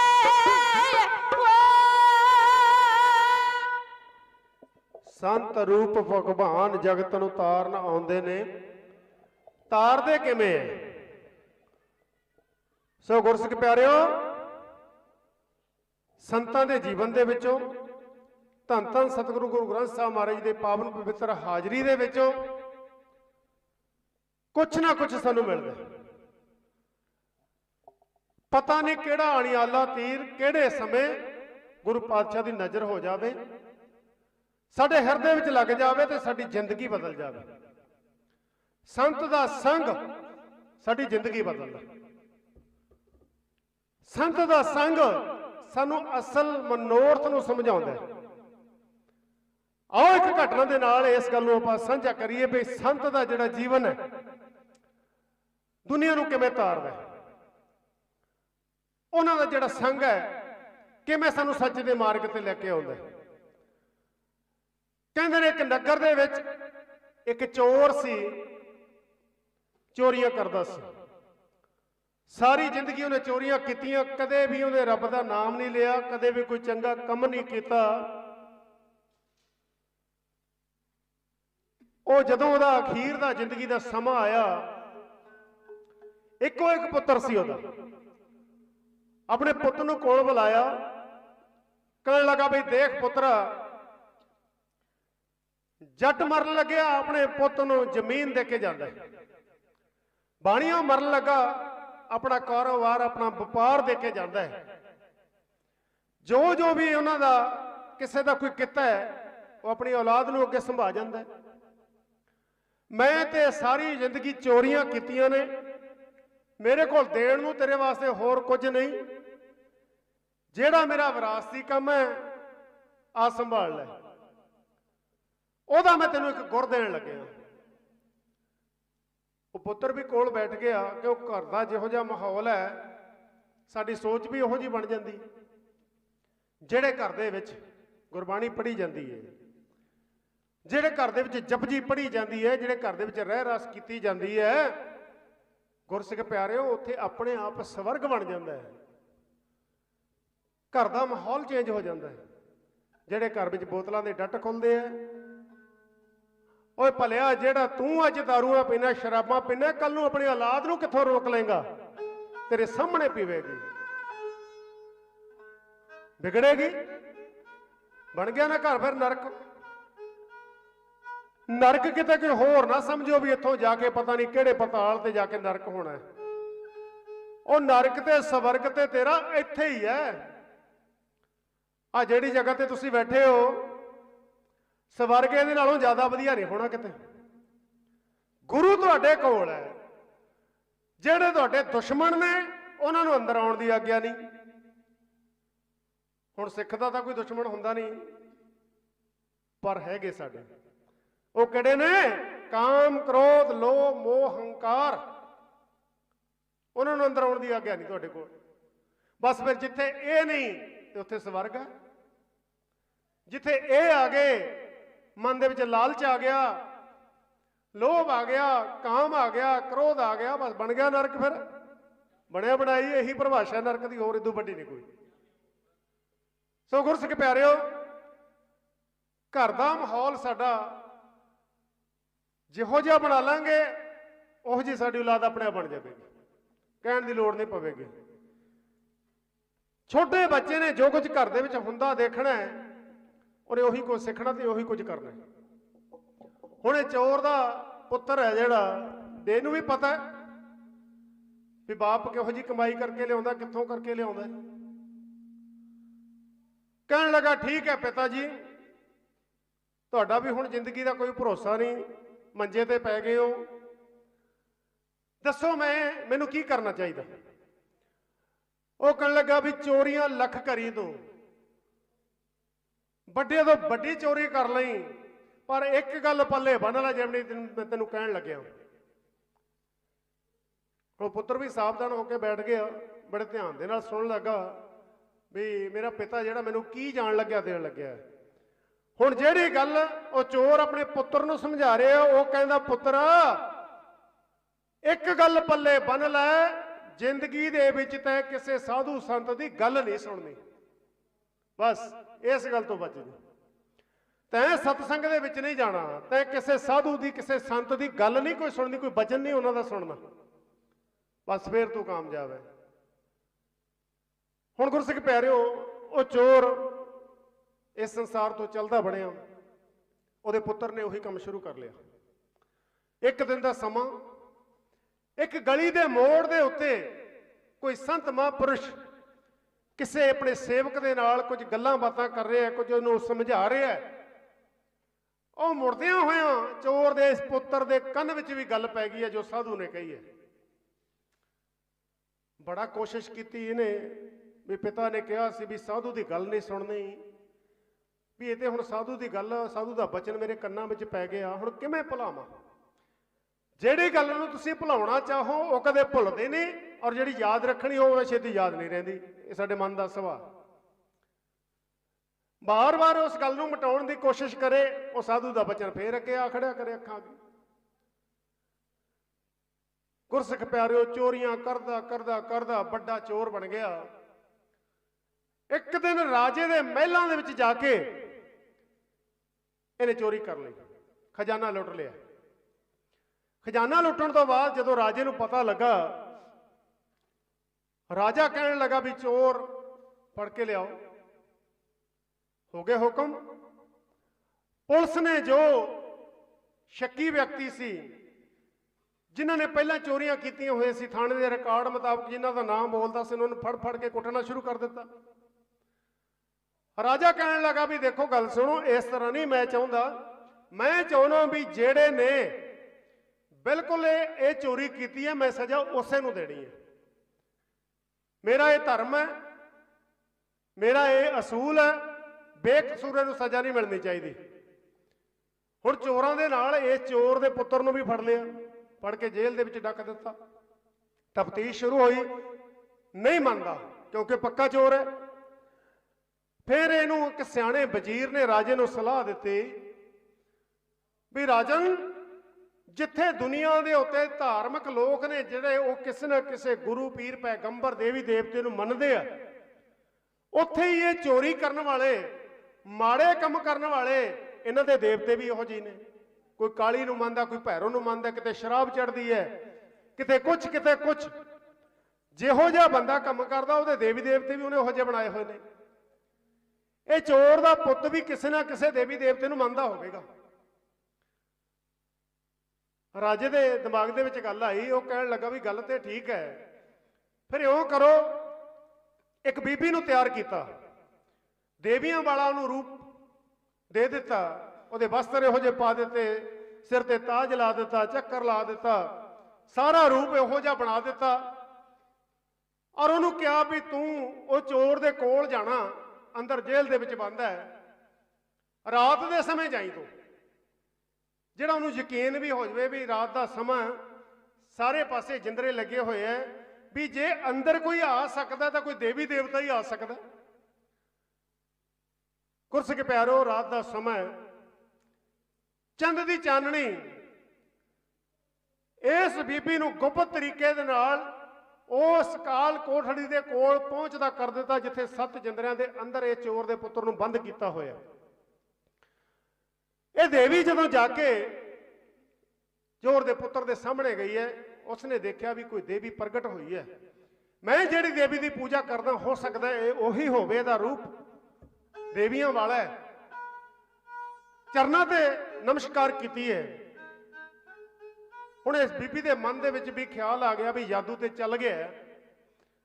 ਹੌਲੀ ਹੌਲੀ ਉਹਨੂੰ ਆਸ਼ੀਰਵਾਦ ਦੇ ਕੇ ਕਹਿਣ ਲੱਗੀ ਹੈ, ਪੁੱਤਰ ਦੇਖ ਤੂੰ ਮੇਰੀ ਆਰਾਧਨਾ ਕਰਦਾ ਹੈ, ਤੂੰ ਮੈਨੂੰ ਯਾਦ ਕਰਦਾ ਹੈ, ਤੂੰ ਮੈਨੂੰ ਆਪਣੇ ਚੋਰੀਆਂ ਕੀਤੇ ਹੋਦੇ ਵਿੱਚੋਂ ਭੇਟਾ ਦਿੰਦਾ ਹੈ। ਮੈਂ ਤੇਰੇ ਕੋਲ ਤੈਨੂੰ ਛਡਾਉਣ ਵਾਸਤੇ ਆਈ ਹਾਂ।